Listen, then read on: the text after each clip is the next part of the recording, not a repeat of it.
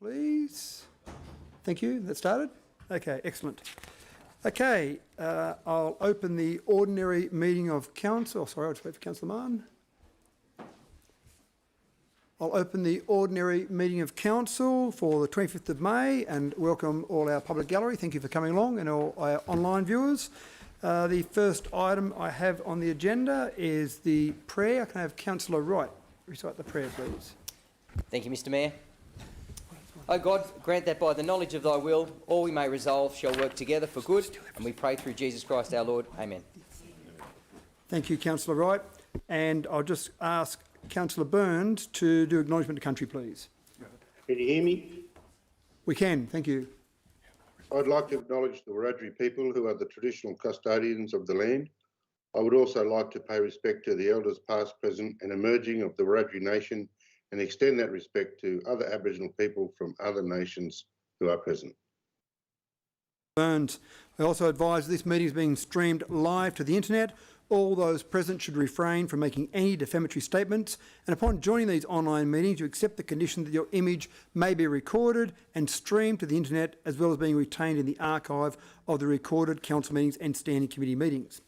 The next item on the agenda is leave of absence, and we've got all councillors present here in person and online, so I don't need to do leave of absence. Next item is conflicts of interest. Councillor Black. Thank you, Mr Mayor. I'd like to declare a non-pecuniary less than significant interest in item CCL 23/124 to rehab centre location and possible relocation. As of last Monday, I'm now officially employed 3 days a week by the Parliament of New South Wales and assigned to the office of Stephen Lawrence. I'll stay in the room for that motion.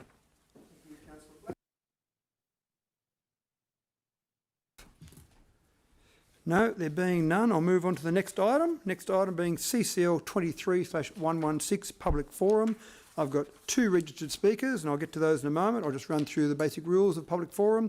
I'll go to those 2 speakers in a moment. So you've got 5 minutes for public forum. At 4 minutes and 30 seconds, I'll ding my glass just once to let you know that you're at 30 seconds to go. At 5 minutes, I'll ding it continually so that you stop talking. And then the 2 registered speakers, after they speak, we have a maximum of 30 minutes allocated to public forum. So after those 2 speakers, I'll then invite if anyone else wants to speak at public forum, and then anyone else can come forward and speak. All I ask is that you just state your name and the item on the agenda or the topic which you wish to speak about, and then again you've got 5 minutes again with that 4 minutes 30 single bell, 5 minutes continuous bell.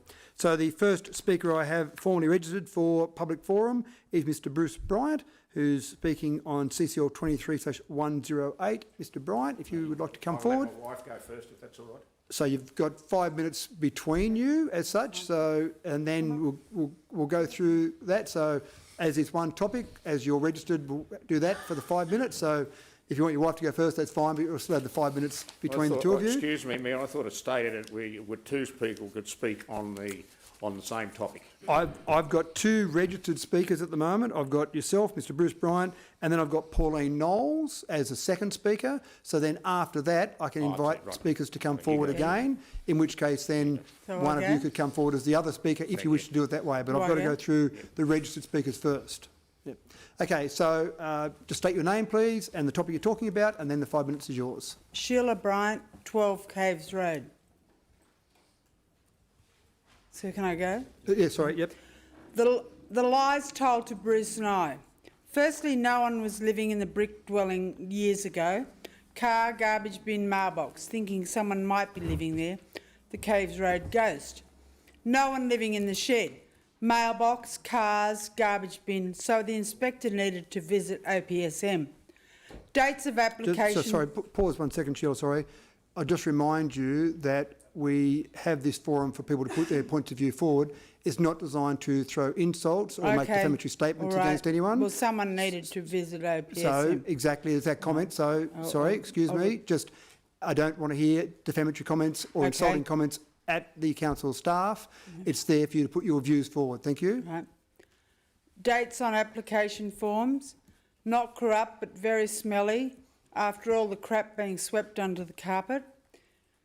No apology, no compensation by a large bullying organisation to a small honest ratepayer.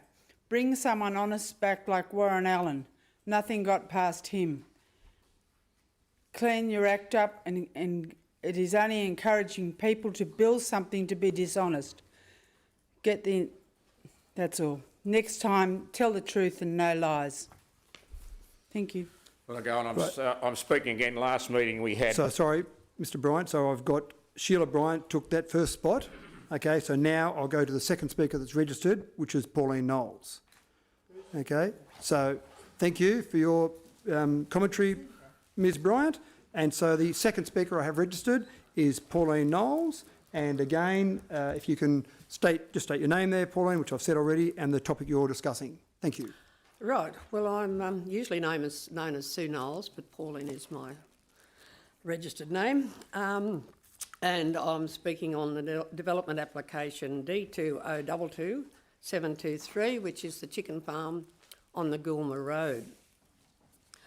I'm speaking on behalf of my son Nick and myself, and I own the property adjoining the chicken farm, and Nick lives at 6219 Goulmer Road. We have a couple of concerns, and the first one is the incinerator.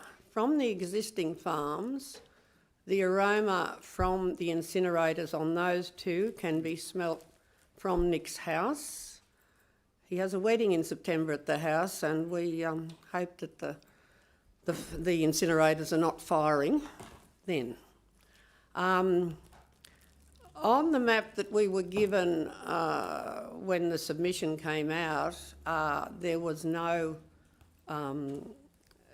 indication of where the incinerator for this new chicken farm was going to be. So we're not too sure whether it's going to be on our fence or where. So it does concern us with this new farm and the incinerator. The second concern that we have is the disposal of the green waste and other refuge, which sometimes is plastics. And sometimes, a couple of times, Nick is the captain of the Badangra Bushfire Brigade, and a couple of times they have been called there to put out fires that have resulted from this burning the green waste and whatever other rubbish that they have. This is becoming a problem because I think in the Badangra Brigade they've only got about 4 active members, and the other worry is the extra fuel load that is there now, that could become an issue with fires.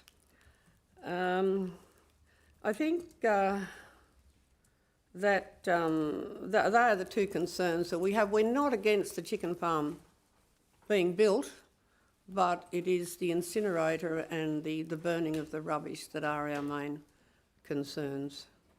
Thank you, Mr Mayor. Thank you, Sue. They're the two registered speakers for public forum. We now have time left, so I can invite, if there's anyone in the gallery who would like to come forward and bring forward a topic, again, you'll have 5 minutes to speak on the topic of your choosing.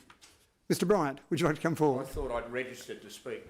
Well, you did, but then you nominated Sheila to take over from your spot, so you only had one registered spot to speak. Oh, when I rang, I told 2 registrations. But anyway, we've solved it. My apologies for that. That's all I've got is the paperwork Anyway, in front of me. last meeting, we And only had 24-hour notice to And Mr complain. Bryant, sorry, when you state your name and the item you want to speak Regional on. Bruce Bryant, 9 Case Road, Apsley. And again, I remind you of the same thing I reminded Sheila, that not to make defamatory or insulting statements against the staff of council, please. Right, anyway, the last meeting, we only had 24-hour notice. We received the email 2 days after. No, we received the letter in the mail 2 days afterwards. Anyway, I started complaining to council about this development in September 20, finally going to solicitors in 21. Why should I be here now 31 months later if I was telling lies and my family were telling lies? I deal with a lot of people business-wise in this rural area of the old Wellington Shire, and I wouldn't have them for clients if I told lies. But the council is accusing my family and neighbours of telling lies. Neighbours could see occupation in the shed. The Deputy Mayor's Secretary is a neighbour, and she could see that the shed was occupied. And what about all the council employees going up and down the road to the caves? They could see that the people was living there. Anyway, I also took the previous administrator of the Dubbo Council, Michael Knight, down there, and he could see what was going on. And I also took the previous councillor, Ann Jones, and her husband, a builder. She could see what was going on. Anyway, that's... and then I get letters from the General Manager, Murray Wood. Nobody's living there. It was a dead set lie. Again, And Mr. you Bryant, won't apologise Mr. for Bryant, it. sorry, stop. Again, I don't want you standing there accusing any staff, including the CEO, of telling lies, defamatory statements, insulting statements. Put your views forward without insulting people along the way, please. Thank you. Excuse me, Mr Mayor. You have said to my family via letters from the council on numerous occasions that we were telling lies.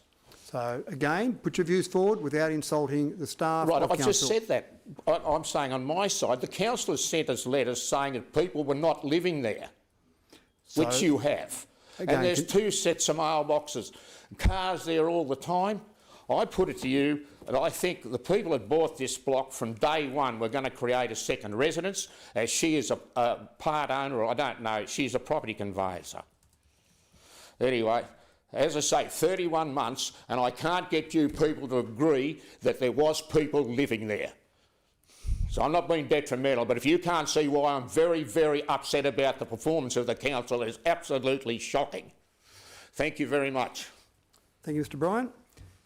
Now, again, as per our meeting process, meeting protocol, we've still got time left. Yes, we've still got time left for any other speakers who would like to come forward. The young lady down the back, if you'd like to come forward. And again, state your name and the topic you want to speak of, if it is an agenda item or a general topic, and you've got your 4 minutes 30 before the first bell and then 5 minutes. Hello, my name's Barbara Sutherland. I did also put in a form to register, but I didn't get an acknowledgement back. I'm one of the voices in a community of residents who actively participate to improve the livability of our local government area for the benefit of future generations. You did ask me to say what I was talking about, and that's the budget and the tree canopy. Approximately 30 years ago, Council removed protection for our tree canopy. In 2017, Council considered a report on the opportunity to improve our tree canopy. The report provided 3 scenarios. Scenario 1, business as usual. By 2032, we'd have an 8.5% canopy. By 2057, it would be 3.5%. Scenario 2 was a replacement of trees that die or are removed. That's 500 street trees in Dubbo, Wellington, Unknown. By 2032, the tree canopy would be 10.4%. By 2057, 12.6%. Scenario 3, best practice of replacing 550 trees each year, as well as planting 500 trees to infill vacant trees. By 2032, the tree canopy, 12.8%. By 2057, 20.8%. The recognised minimum standard for tree canopy coverage is 30%. Council implemented a street tree master plan for Dubbo and recently for Wellington. The first budget of the Dubbo Street Tree Master Plan was in 2020 for a period of 2 years. Did this result in the identified best practice of planting 1,050 new street trees each year? No, it didn't. It appears we have reverted to the business as usual scenario. Approximately 50% of this LGA's tree canopy is on public land and 50% on private land. Dubbo Regional Council does not have to reinvent the wheel. Whilst the City of Melbourne remains best practice with a tree canopy target of 40% by 2040, our large regional LGAs such as Albury, Wagga Wagga, Armidale and Orange have acted on the need for a strategic direction to meet the challenges of our changing climate. For example, Wagga Wagga Council adopted in December its Urban Cooling Strategy 2022 to 2052. Wagga Wagga tree canopy was measured at 10.8%. with the canopy in public parkland 21% and private land only 9.3%. Wagga's tree preservation order has long protected large tree canopy on private property. Our neighbouring LGA at Orange continues with best practice for the protection of tree canopy on private property. The role of the budget in terms of planting new trees and protecting large canopy trees is one of the essential elements, along with identifying a tree canopy target, identifying a time frame to achieve the target, adopting a strategic framework to achieve the objective, monitoring and reviewing the progress along the way.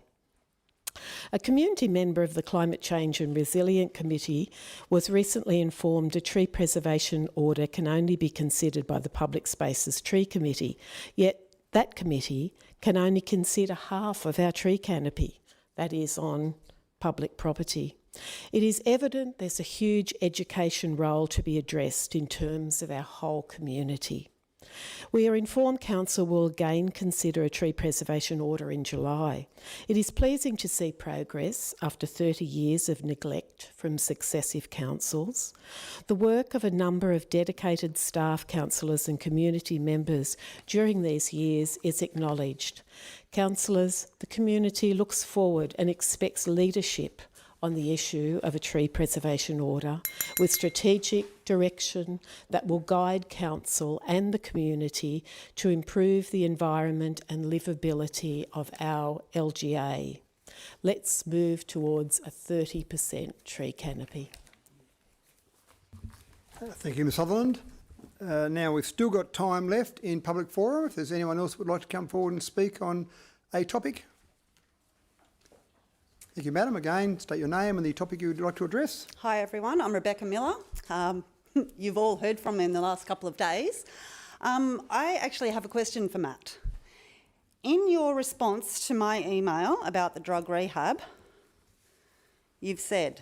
Sorry, Ms Miller, this is not a question and answer forum. This is I'm just putting it to him, putting a statement to him. You can put a statement out there, but there's no answer that will come back from I don't this forum. expect an answer. Yeah, this is designed to be I a would have public forum. assumed that if there was such community outrage, that many other members of the community would have made contact with you.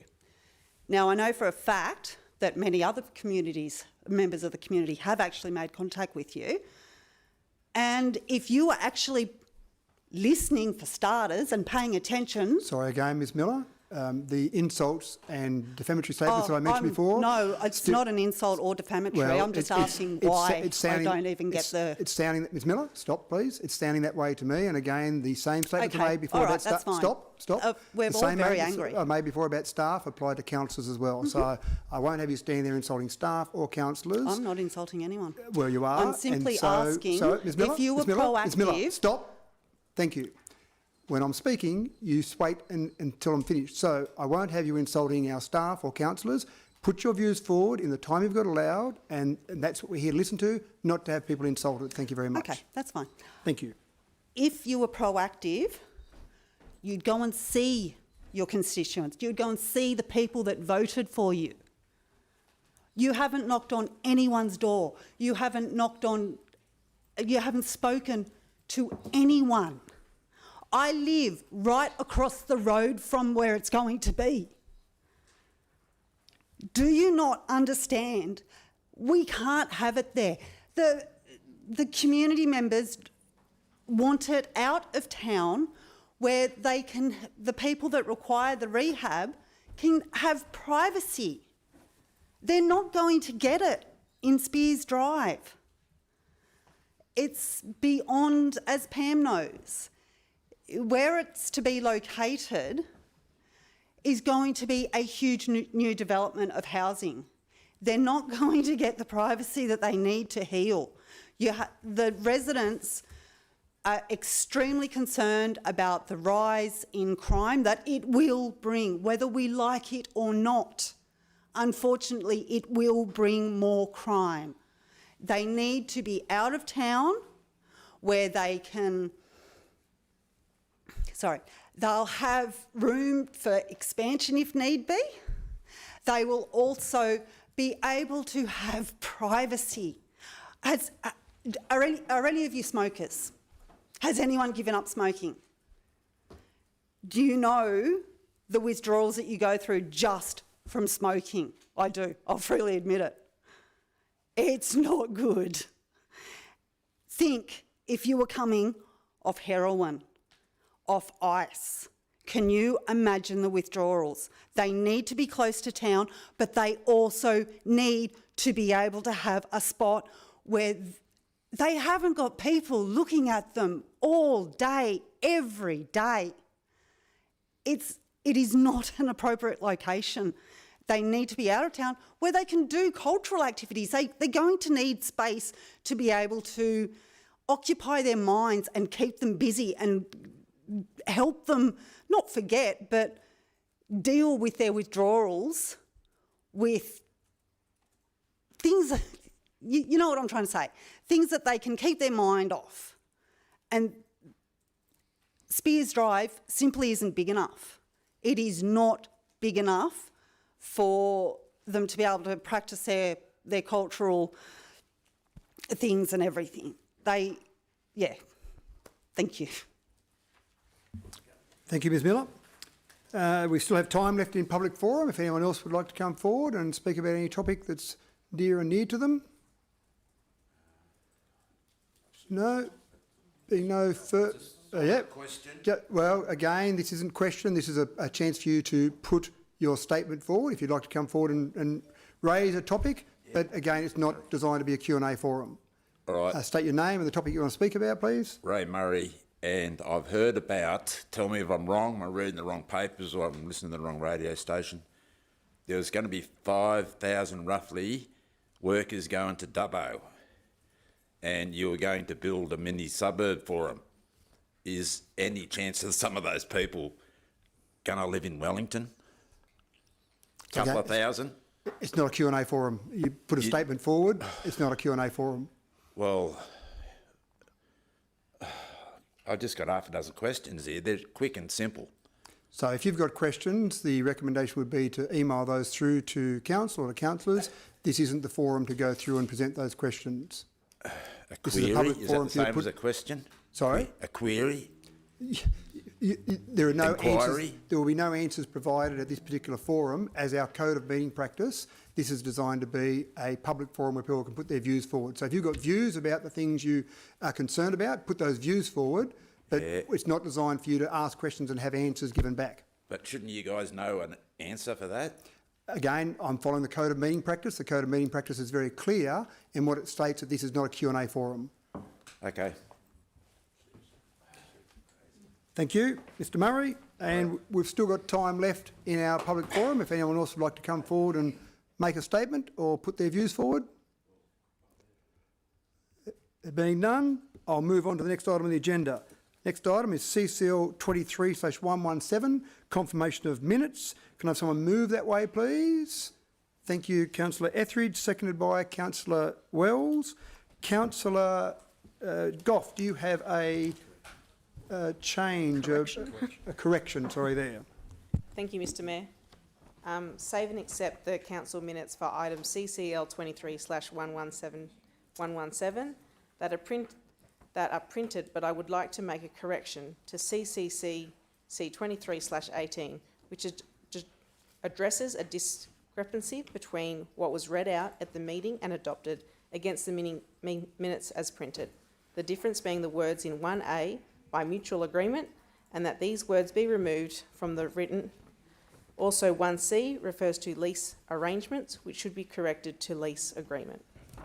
Thank you. So, Councillor Goff, if Councillor Etheridge and Councillor Wells are happy with that modification to moving of the confirmation of minutes, then I'm happy to do that without needing to go through a debate about those. Councillor Etheridge and Councillor Wells, are you happy with those changes? So the confirmation of minutes would be as printed, including the changes put forward or the corrections put forward by Councillor Goff. So keeping in mind this is not changing the minutes, this is just fixing up what was actually said at the meeting. So are you both happy with that? Yes, thank you, Mr Mayor. Thank you. Okay, any other changes or corrections from minutes from the last meeting? If there being none, I put that. All those in favour? Against? Declare that carried. Thank you, councillors. Next item is CCL 23/118, mayoral appointments and meetings. Can I have someone move that way, please? Thank you, Councillor Mann. Seconded by Councillor Ivey. Councillor Ivey, do you wish to speak on that? Thank you, Mr Mayor. Again, a very comprehensive list of your engagements over the last month or so.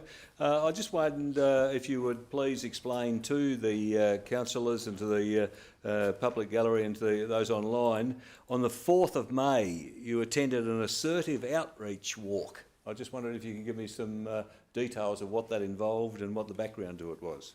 Certainly, Councillor Ivey, thank you. It would have been probably 3 weeks before that particular outreach walk on the 4th of May, when we were attending a meeting amongst some government agencies and some council staff around some of the homeless issues that we were seeing in Dubbo. And at that meeting, I learned that there were a couple of different organisations that do some early morning walks around Dubbo. So I invited myself along and asked if I could attend one of those early morning walks. And they call them assertive outreach walks. And that particular one was done by the Department of Communities and Justice. So I attended, and our director, Mr Arms, came along for that walk as well, and another one of our staff members, Ms White, came along as well. And it was really a couple of hours going on an early morning walk around common spots around Dubbo where some homeless people typically are seen and live. And again, it was a chance to possibly have some discussions with some of those people, possibly just have a view of some of those people there. Interestingly enough, we didn't actually see any definite people living homeless on that particular walk, which again, it varies from walk to walk. We saw a couple of tents where the DCG staff said those 2 tents were previously occupied but hadn't been occupied for some weeks. And there were 2 cars that they said usually people are living there, but we didn't see any evidence of people there. So I was actually a bit surprised, pleasantly surprised, there weren't as many people living rough as I thought. But again, when you talk to some of those stakeholders, living homeless is not just living rough. There's a lot of examples of couch surfing, for example, not having a permanent place of abode, but having friends and family that are nice enough to let you stay in their house. So even though it didn't expose a lot of people living rough, there are still numbers, the data still shows there are still a number of people living in a homeless situation, even though they might have a roof over their head. But it was quite good. And talking, again, a couple of hours talking to the staff from DCG was quite informative. Thank you, Mr Mayor. That's a great explanation, and look, congratulations to you and the staff. What is a prime example of community engagement or engagement with the community. So on behalf of Council, thank you very much. And sorry to further on that, Councillor Ivey, I think it would be difficult for all of the community to know about all the different agencies we have in Dubbo, all the different government agencies, and also some of the staff that we have at Council doing a whole range of things behind the scenes. We've got NGOs doing work as well. A lot of work is done in our community for a range of people, so it's hard to be across, even as a councillor, hard to be across all those things that are happening out there, but a lot of people in our community, NGOs, state government agencies and our staff doing some pretty good work.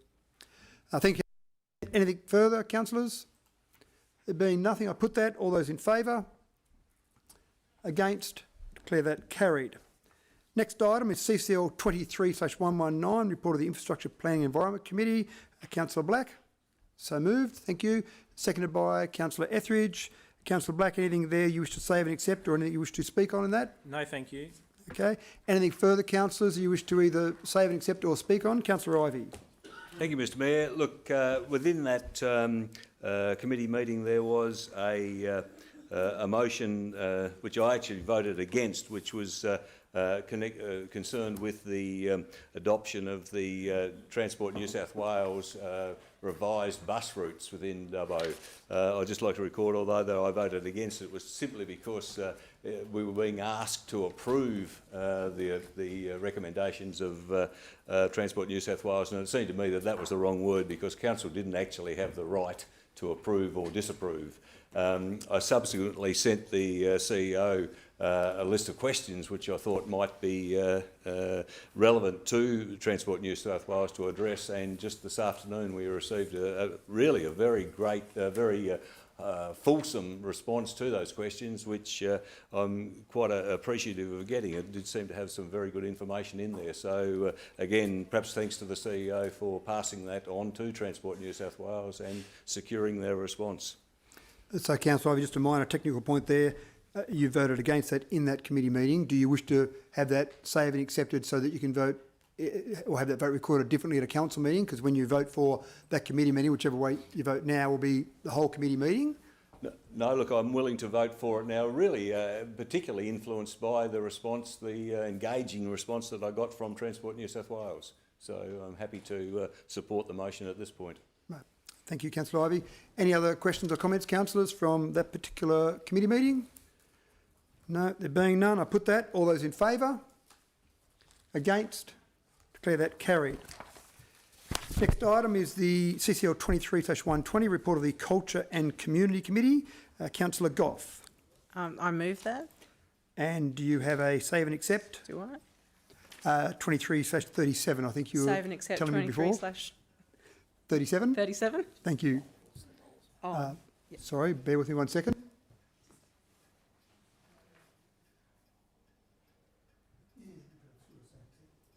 Sorry, just clarifying. Thank you, Councillor Goff.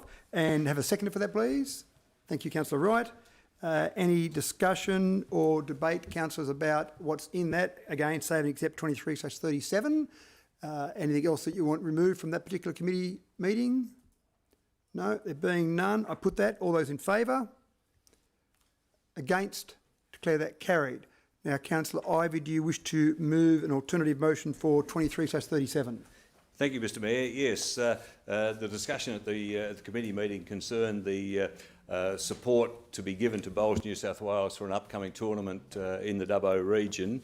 I'd now like to move in relation to that discussion before, number one, that it be noted that Bowls New South Wales requires $55,000 to cover the additional costs to host the Bowls New South Wales State Championships in a regional location. The state championships have previously been held in metro and coastal locations for the entire 128-year history of the event. So that's point number one. Point number two, that this council commit $15,000 for each event held in Dubbo to secure the Bowls New South Wales tournament for 2024, 2026 and 2028. Number three, that the three hosting bowls clubs in Dubbo have agreed in principle to combine amongst the three clubs to contribute the remaining $40,000 for each event to secure the hosting of the state championships in 2024, 2026 and 2028. Number four, that the council's events team will work with Bowls New South Wales and the three hosting bowls clubs to secure further sponsorship and deliver a successful event.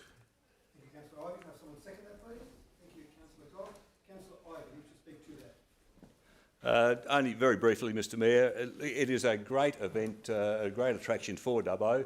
It secures, for the first time, as we say there in the motion, a 128-year history of the event, that the event will be held in Dubbo. The event itself goes over, I think, 3 weeks. It attracts thousands of visitors over that time. It will really stretch a lot of the resources of Dubbo in terms of accommodation and things, but the money that it will bring into the region is really quite incredible. Obviously bowlers, they are a great range of ages, but predominantly a lot of them are retired and really have quite a high disposable income. So I think the spend that will come into Dubbo because of the council attracting this event is really quite significant and really should be embraced. So I really wholeheartedly support the motion. Thank you. Thank you, Councillor Ivey. Any other speakers on this particular alternative motion? Councillor Wright. Thanks, Mr Mayor. I was going to let it go. But look, a $15,000 contribution each year for that, I suppose, the 5-year window, if you like, seems to be a pretty cheap buy-in. Look, it's another feather in the cap when we add it to touch football carnivals, Indigenous knockouts, athletics events, state cricket events, and now to host a bowls event, which is something we've never hosted before. I suppose up until recently, the richest fours tournament in the Southern Hemisphere, which was attended by Australian champions as well as overseas teams. Look, this is something that'll hopefully attract some people for not just one day, but this is a multi-day event. So again, just contributing really significantly to the economy. And this is council's investment towards the benefit that the community will reap. So yeah, happy to support. Thank you, Councillor Wright. Any other comments or questions, councillors? Councillor Ivey, you probably don't need a right of reply to what Councillor Wright said, do you? No, thank you, Mr Mayor. No. Okay, thank you, councillors. We have that alternative motion before us. All those in favour? Against? Declare that carried. Thank you, councillors. Next item is CCL 23/121, report of the Corporate Services Committee, moved by Councillor Mann, seconded by Councillor Etheridge. Any exceptions, any save and accepts for councillors out of that? No. Anything, councillors want to speak? Do you want to speak to that, Councillor Mann?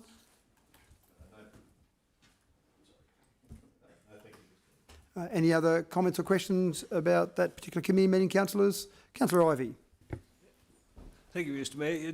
Perhaps more just a question or a comment or something for perhaps staff to take a notice of. CSC 23/19, which is the monthly reporting snapshot for councillors. Part 3 of that motion reads that upon election of a new council in September 2024, a review of the monthly report for councillors be undertaken in consideration of the new councillors' priorities.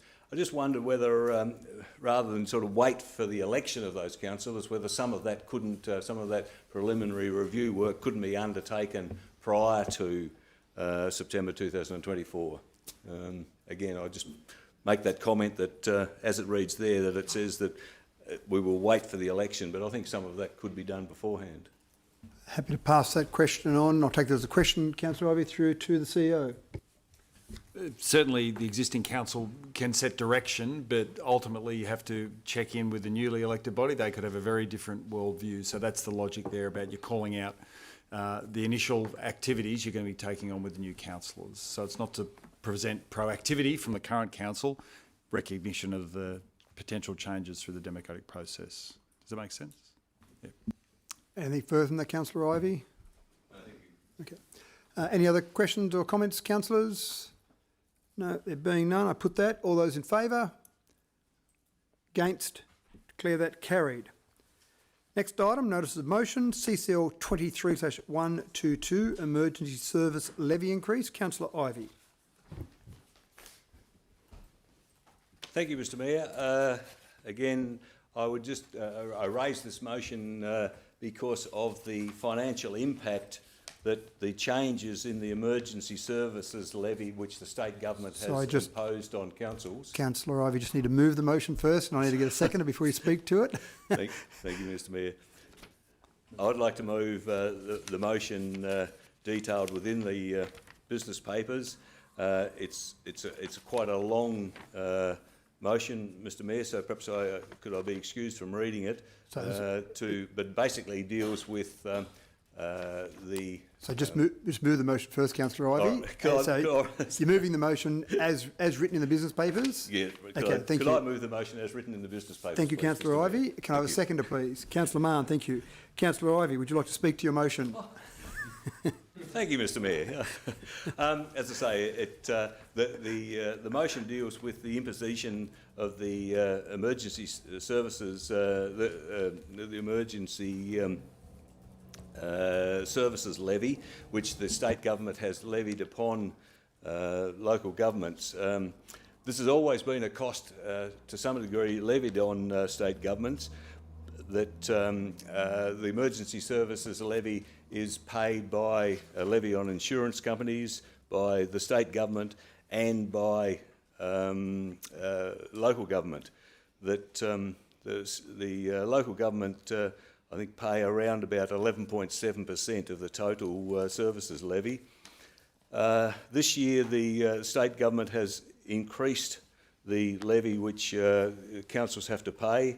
It's increased it by 77 million, with the total cost to the local government being about 143 million in the current financial year to 219 million next year. This represents a 53.1% increase, which completely dwarfs the council's rate increase of 3.7%. So again, this motion is aimed at bringing to the attention of the state government the inequity of increasing the imposition on local government of having to support the emergency services levy.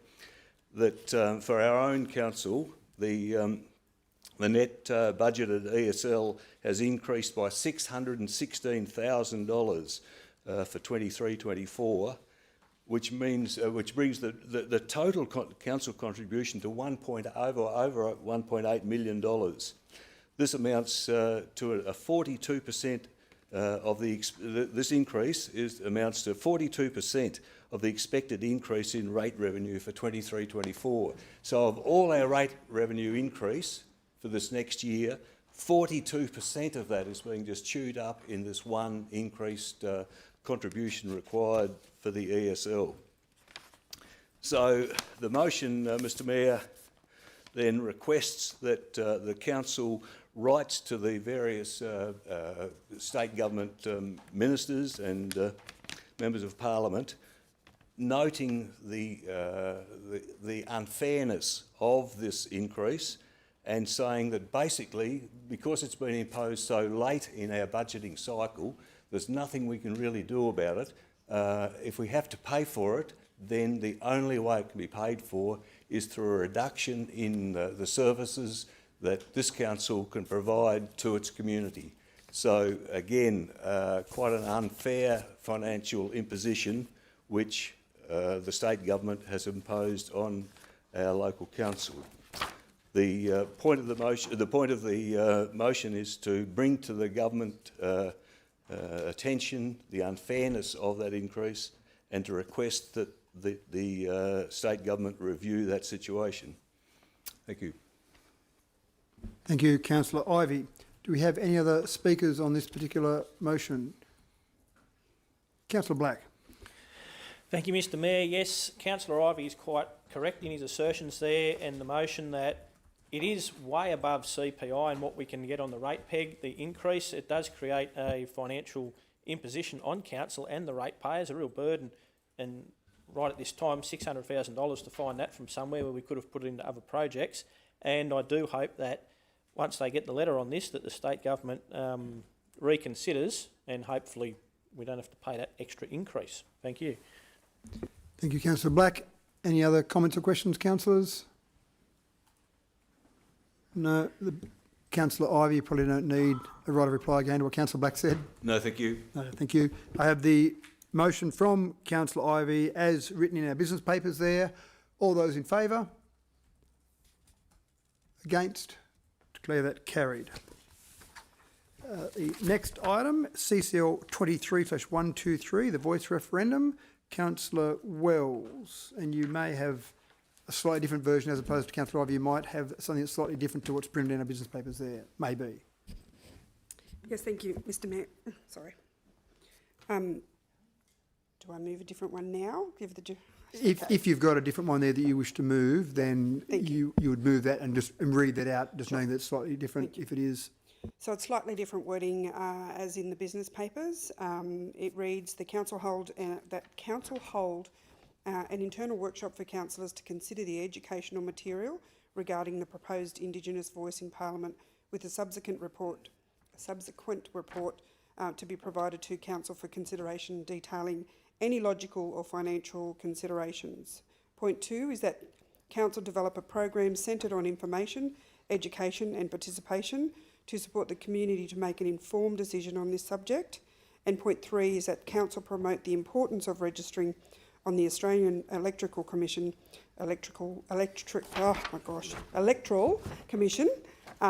to enable people to have a voice on and a counted vote. Thank you. Moved. Now, second for that, please. Thank you, Councillor Martin. Councillor Wells, would you like to speak to your motion? Yes, thank you, Mr Mayor. Look, it's really important, I think, that we understand that the Australian Federal Government made the announcement that we will go to the polls in between October and December this year and vote on the referendum. I think for me, my recent learnings around the number of people who are not registered to vote is quite alarming, because people need to be able to, choose their voting preferences rather than to just ignore the referendum in total, or any election for that matter, whether it's a local, a state or federal government election. It's really important that people register to vote. But I think more importantly, on this particular issue, we know the referendum is either yes or no, and there's quite very different views out there in the community at the moment, and that's okay. I'd like us to ensure that this council has a position around educating and giving information to our community, because it's such an important referendum. Since the last referendum in this particular type of approach was in 1967, and that was quite a very well supported referendum back in 67. This particular motion really pushes for people to become educated and make the informed decision, because what we know is that we want people to do that in a safe way, and that you can go to the polls and actually make your informed decision in a safe way, and nobody is going to, be against you, or there'll be no retribution for any particular person. And I think for me that's really important, regardless of whether you're a strong yes voter or a strong no voter. The council needs to then provide the additional information across the community, so that we're not just sitting on the fence to say, oh, we're not supporting yes or we're not supporting no, but we really are supporting the fact that we want people to be educated on their decision that they make, and we want them to be registered to actually be able to vote on the day. Thank you very much. Thank you, Councillor Wells. Other speakers to this? Councillor Black. Thank you, Mr Mayor. Yes, that's a good motion by Councillor Wells. We know that the Aboriginal community is massively overrepresented by people who are not registered to vote. Getting as many people from that Aboriginal community to register to vote would be a very positive move around the whole voice referendum, and getting people to know what they're actually voting for. You talk to people and they say, oh, what's it all about? Don't know what it's about. But if we can inform people of what the vote actually is, then they can make an informed choice, and that's a good thing. Thank you. Thank you, Councillor Black. Councillor Wright. Thanks, Mr Mayor. Look, I was just echoing Councillor Black's sentiments there as well. Well done, Councillor Wells. I think there's two words in there that probably, or the two main parts of that particular motion that jump out. And the first one, as Councillor Black said, was education. That's obviously a really important one when it comes to this particular referendum vote. And the second one is that registration on the electoral roll. The number of youth that I've got a couple in my house that turned 18 that we had to put the pressure on to get them to fill out their forms and get their details in. But nevertheless, I think that's a really important part of that particular motion as well. So, yeah, well done. Thank you, Councillor Wright. Councillor Ivey. Thank you, Mr Mayor. Yes, I support and commend Councillor Wells on this motion, again for the reasons that Councillor Black and Councillor Wright have already said. But I'd like to add to pick up on what Councillor Wells said there. As part of this education program, is we've got to have it so that we have an inclusive situation. We don't want this referendum to be divisive. Okay, you can have a view no, you can have a view yes. What we need to do is to make sure that both sides of the argument appreciate the other's position and accept their position. That we mustn't let it, no matter what the result is, whether it's yes or whether it's no, we mustn't let it become divisive. And I think if Council and if this education program can go one little bit towards reducing that divisiveness, it's been well and truly worthwhile. Thank you, Councillor Ivey. Any further speakers or comments or questions? No. Councillor Wells, you have a right of reply to anything else that was said in that debate. Thank you, Mr Mayor. I'd actually like to, I suppose, wrap up the thinking with that this referendum is for the nation. It's not just for Aboriginal people, and it's important that we lock arms as allies and go to the polls as allies. It's not just for Aboriginal people. Thank you. Thank you, Councillor Wells. So we have the motion before us as read out by Councillor Wells. All those in favour? Against? Declare that carried. Next item is CCL 23/124. Councillor Black. Thank you, Mr Mayor. Do I declare my interest now or after it's moved? Move the motion first, and once it's then in front of the council, then declare your interest. Righto. I'll declare move an alternative motion to what's in the papers there. CCL 23/124. Rehab centre location and possible relocation. We've compressed it down a bit to 1. Council opposes the current location proposed for the new drug and alcohol rehab centre. 2. Council write that a relevant minister raising its objections to the chosen site and confirm Council's commitment to work with Western LHD to identify a more suitable parcel of land for the community. Thank you, Councillor Black. Can I have someone second that, please? Thank you, Councillor Wells. So, Councillor Black, I will declare your conflict now before you then speak to the motion. Thank you, Mr Mayor. I'll declare again my conflict of interest in this item. It's a non-pecuniary less than significant interest, as I'm now employed by the Parliament of New South Wales and assigned to the office of Stephen Lawrence 3 days a week. So to avoid the perception of any conflict, given Mr Lawrence's lobbying on his previous council position, I'll declare the non-pecuniary less than significant interest and remain in the room. Thank you. So now, Councillor Black, would you like to speak to your motion? Yes, thank you. The rehab location over in Spears Drive, West Dubbo.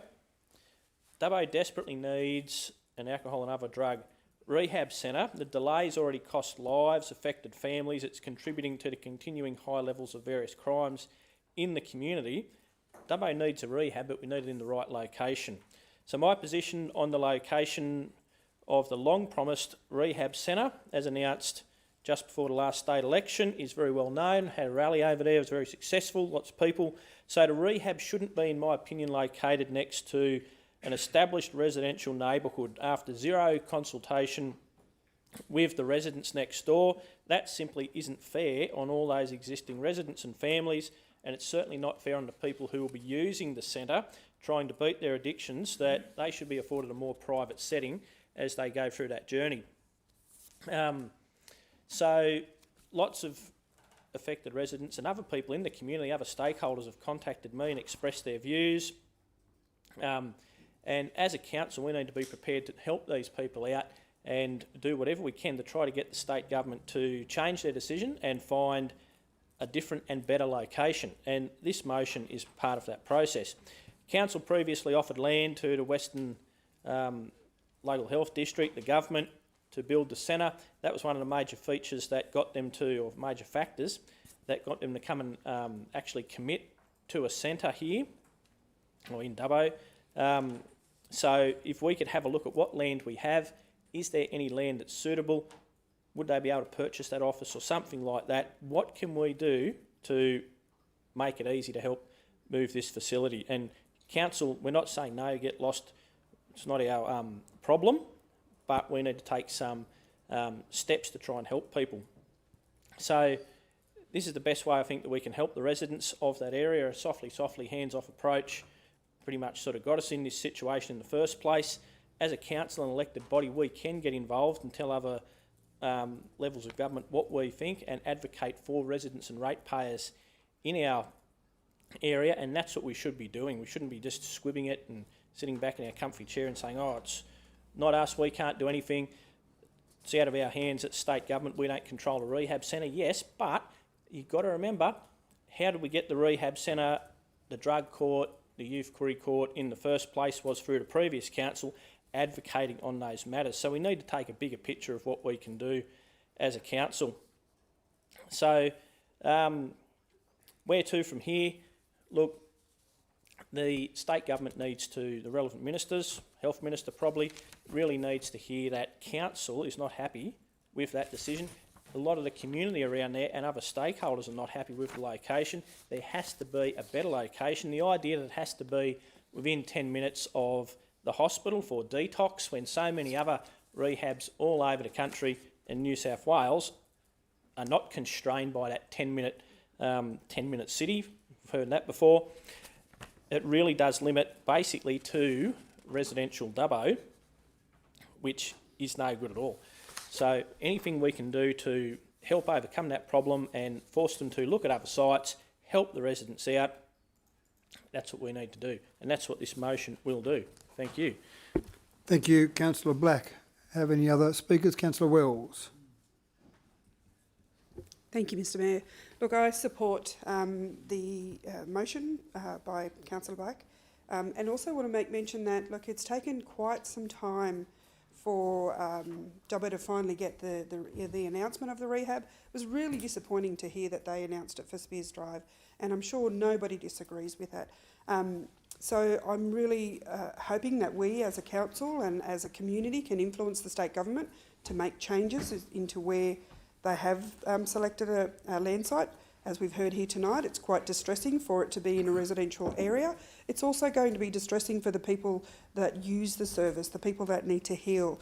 And that's quite a long and challenging journey for individuals to go through that process. We know that the percentage rate of people that come out of those rehabilitation centres is really low. Most of the centres across New South Wales are less than 4%.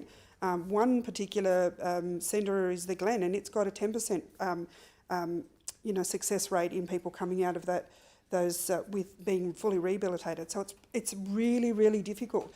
So to have something like that out here where people don't have to go off country, away from their families, and have a more thorough and a more appropriate rehabilitation service in this area for our people and for people out further west, it's absolutely necessary, and we need to make help the LHD to change their mind about the location it's at.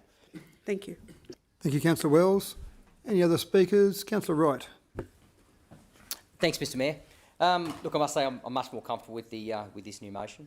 It certainly addresses the problem and it certainly addresses the concerns of a lot of members of the community, of course. So I'm much more comfortable with the way this is worded. I must say that up until I think it was 12:03 p.m. yesterday. Actually, I hadn't actually received a single email. In fact, it was the first email I received at 12:03 p.m. yesterday from a member of the community with respect to this particular item, and coincidentally have received multiple emails since, very much identical in the way they're written. So, but nevertheless, there's obviously some concern out there. I think certainly council does have an influential type role or an influence type role in where the final decision might be on a new location.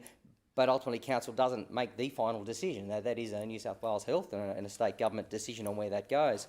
One question I would like to ask, maybe through you, Mr. CEO, is there seems to be some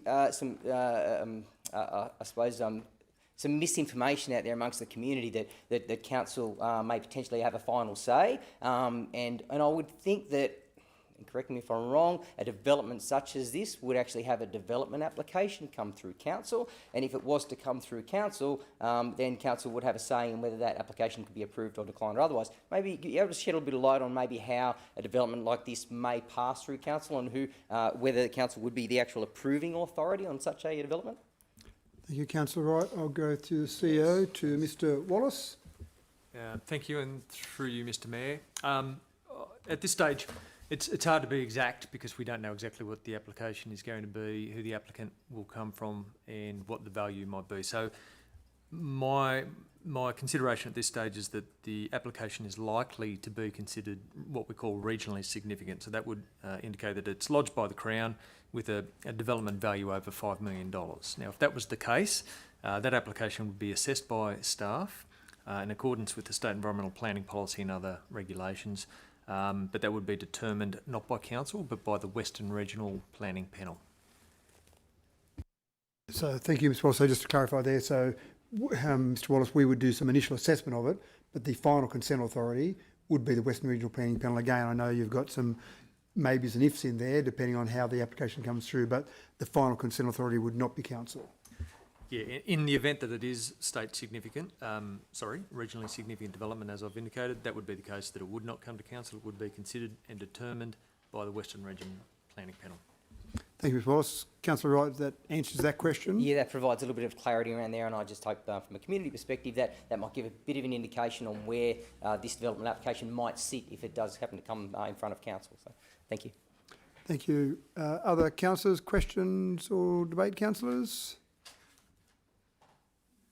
No, there being none. Councillor Black, you'd like a right of reply. Love one. Thank you, Mr. Mayor. Yes, the state government really just needs to admit it and say that the location has been botched, that the cost is obviously blown out massively because they've got free land off another government entity. The bed size for detox and rehab at the facility has been slashed. So there's obviously major cost issues with this facility. They're going to have to put their hand in their pocket and do it properly. Do the job properly. The drug and substance abuse and addiction problem is not going away. It's not like they'll just spend, I don't know, make up a number, $10, $15 million, whatever it is, and that'll be gone in a couple of years' time. This facility, do it right, do it once, do it properly. It will be used again and again and again. We really need a more suitable location. I'd suggest a rural location, just out of town somewhere. They need to get the detox at the hospital. Then we get rid of this 10-minute radius from a hospital idea, and no more cheapo solutions. Do it properly and do it right for the community of Dubbo. And anything that we can do as councillors to push that forward is a good thing. Thank you.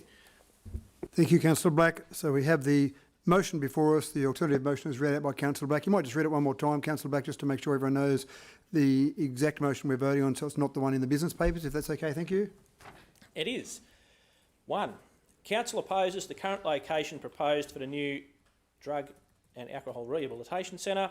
2. Council write to the relevant minister raising its objections to the chosen site and confirms Council's commitment to work with Western LHD to identify a more suitable parcel of land for the community.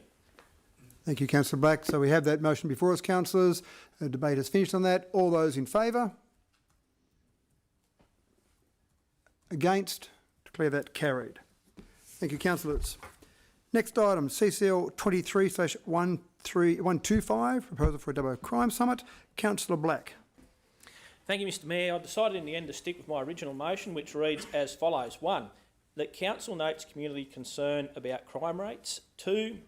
That the CEO prepare a report to Council in regard to the facilitation and hosting of a Dubbo Crime Summit in the second half of 2023, focusing on effective and innovative strategies to reduce crime rates. 3.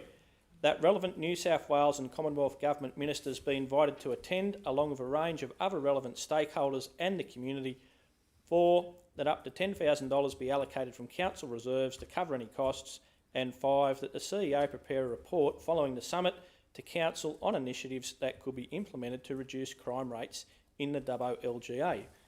Thank you, Councillor Black. Can I have someone second that, please? Thank you, Councillor Etheridge. Councillor Black, do you wish to speak to your motion? Thank you. Look, there's been a flurry of activity lately on the police and other avenues since the crime problem really hit the media probably about a month ago.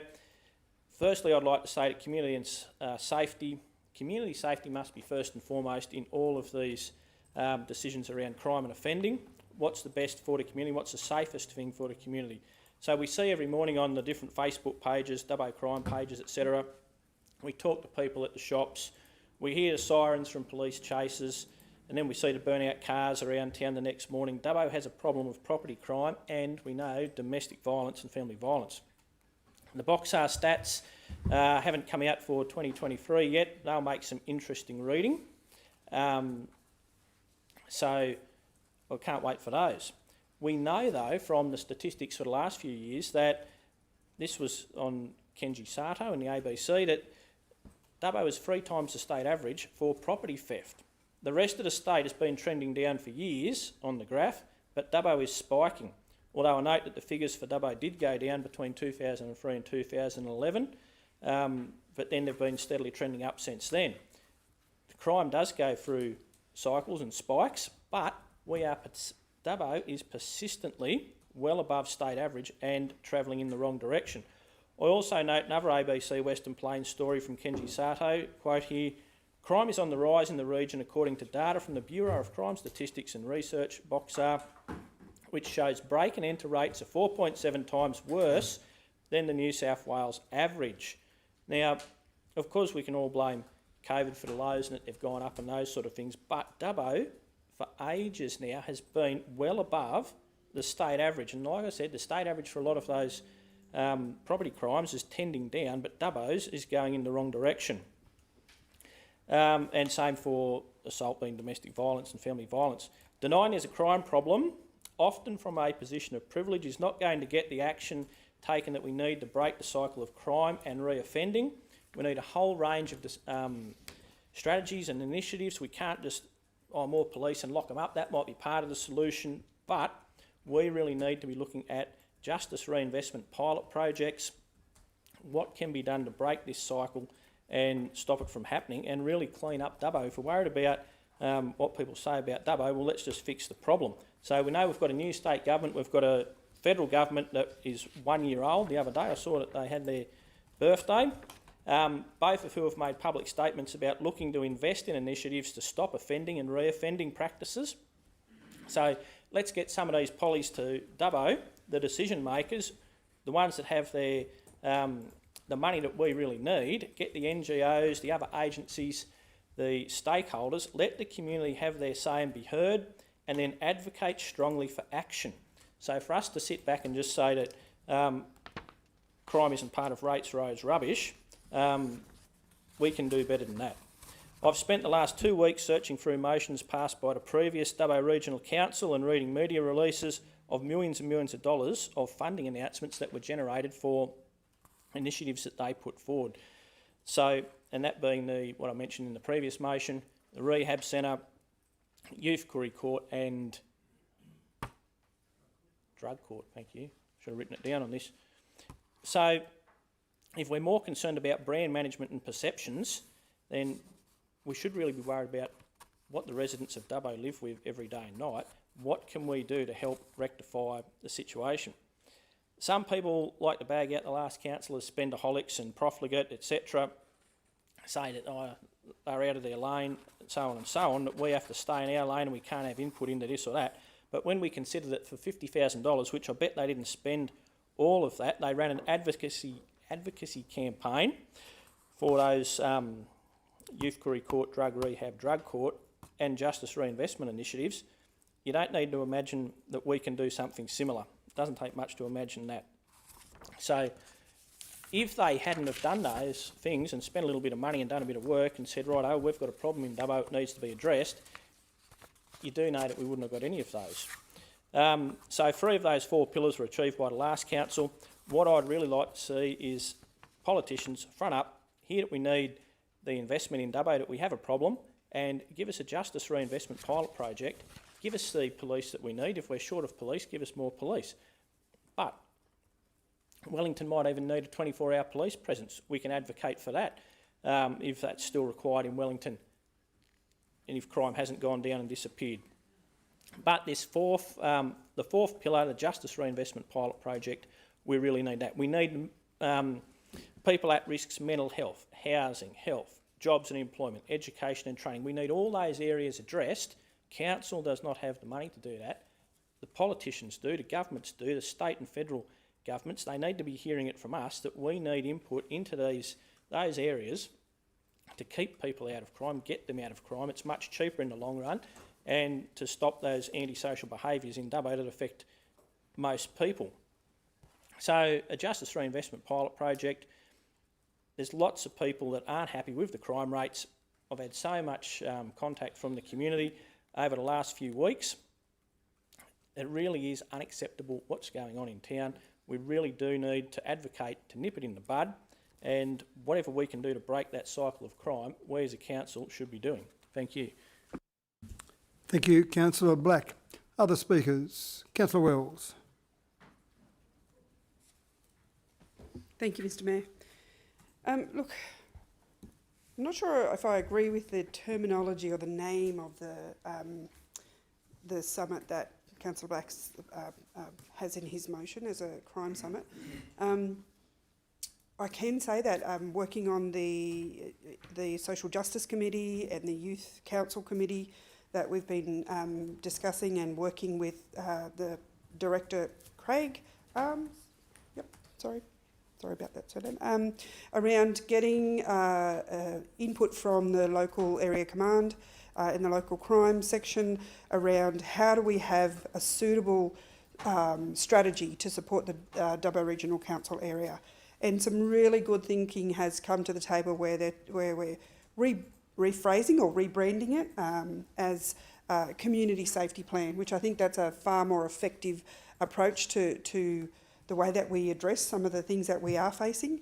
Yes, I agree with Councillor Black that the statistics are increasing for crime activity in the area, but I don't know if we want to have all of the media or other areas coming to Dubbo looking at it as it's a big crime area. Yes, there are statistics, and yes, there's some learnings for us.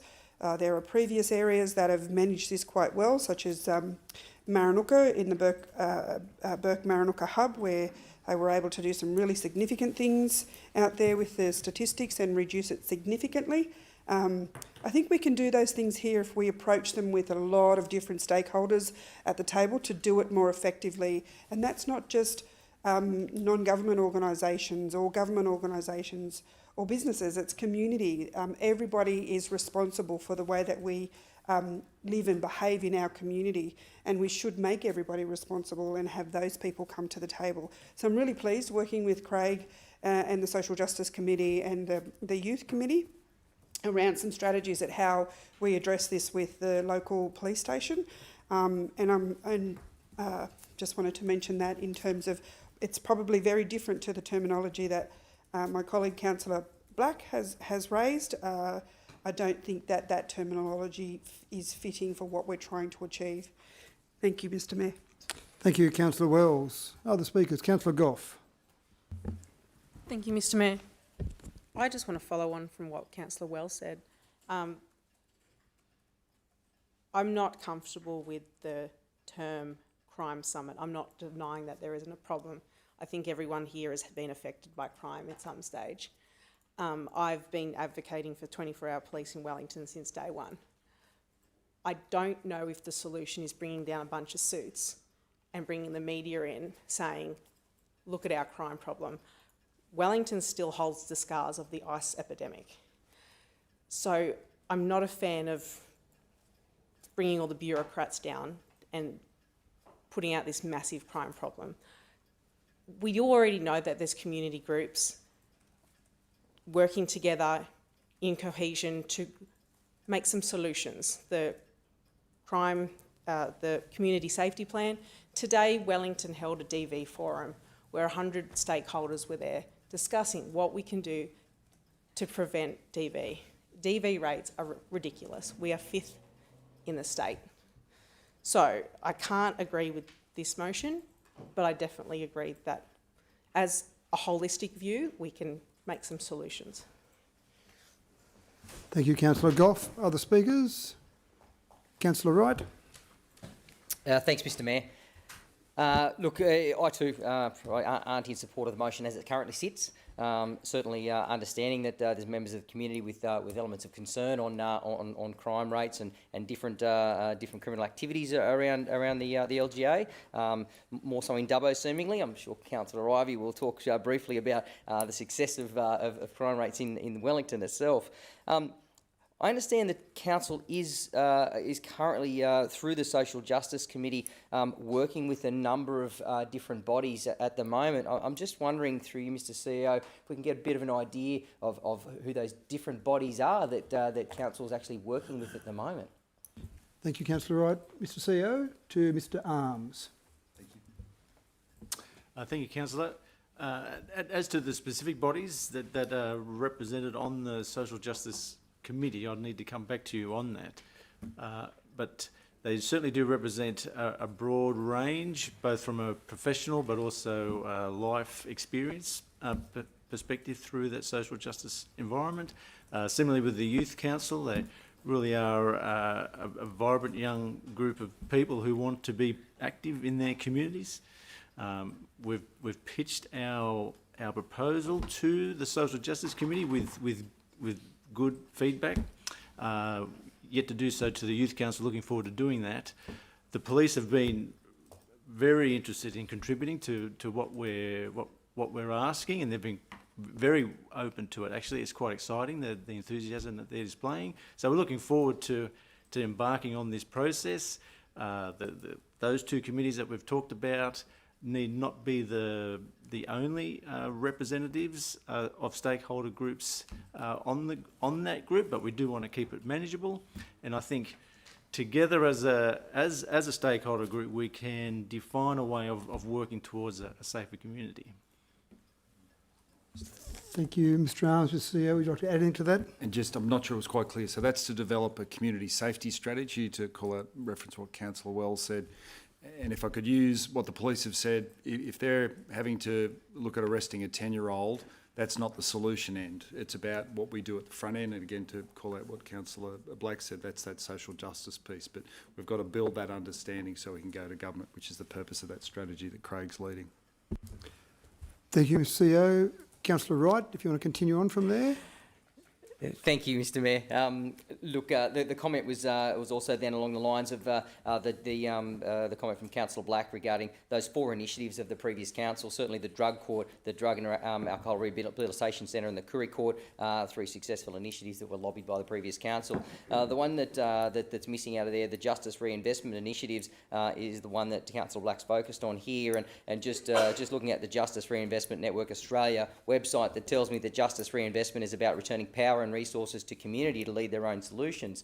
And again, I'm interested to hear from Councillor Ivory in a few minutes about how Wellington may have turned that around, potentially using their own resources and community to lead those solutions. Mr CEO, would be right then in suggesting that Council has an opportunity to play a role to facilitate the coming together of a lot of these groups and maybe coming up with a solution through these types of committees or through facilitation of utilisation of police and NGOs and a number of other well-funded agencies that are currently located in the city.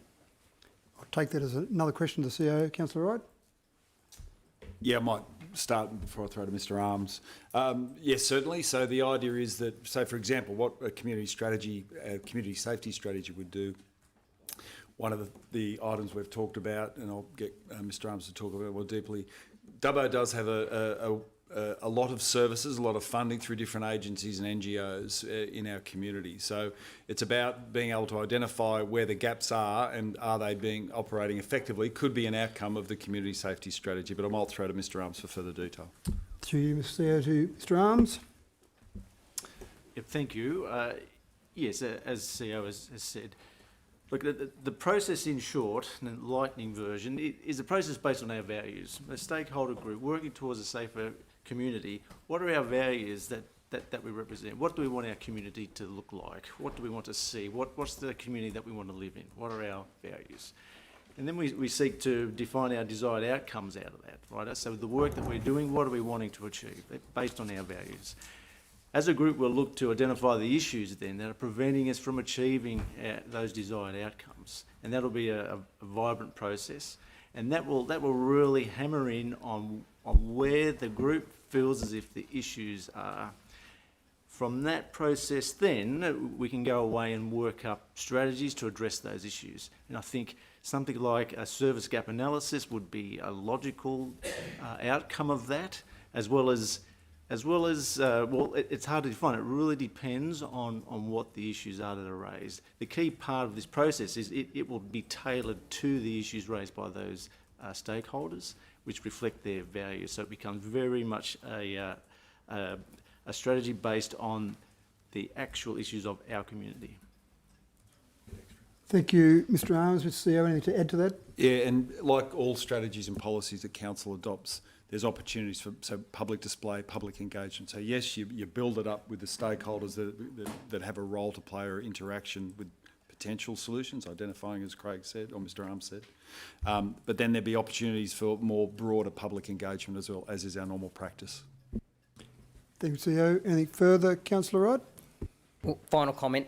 Look, on the basis of that, and on the basis that the council is proactively working with community groups, with police, and coming up with solutions on a local level, and utilising some of those NGOs and well-funded services that are already in the city, I'm just not sure that a crime summit and bringing a bus full of politicians to town is going to give us any more resource than we already currently have to address the problem. Again, I'd like to see the statistics of crime over the last couple of months. Anecdotally, they seem to be coming down. We're not going to see that for a couple of months, but nevertheless, again, just reiterating, I'm not comfortable in supporting that motion as it currently sits. I'm happy to look at alternatives or an alternate motion if it's so brought up. Thanks. Thank you, Councillor Wright. Councillor Mann. Thanks, Mr Mayor. Without, pardon my croaky voice, without repeating what's already been said, just I 100% support the emotion behind the motion, but I can't support it with the wording that's currently used and some of the terminology. most of the other councillors have covered most of my points. One I would sort of correct on is the brand management. A bit of a throwaway line maybe, but it's very, very important in our communities. Councillor Goff talked about Wellington suffering still from the ice age, the ice epidemic, and many people will still refer to Dubbo. Oh yeah, I remember Dubbo. That's the place where the riots were, and that's 20 years ago, and it still gets branded by it. So I think there's so many better terminologies that have been banded around the room tonight that we can do better. The intent behind the motion is very solid, but I think we can just word it better. Thank you. Thank you, Councillor Mann. Councillor Ivey.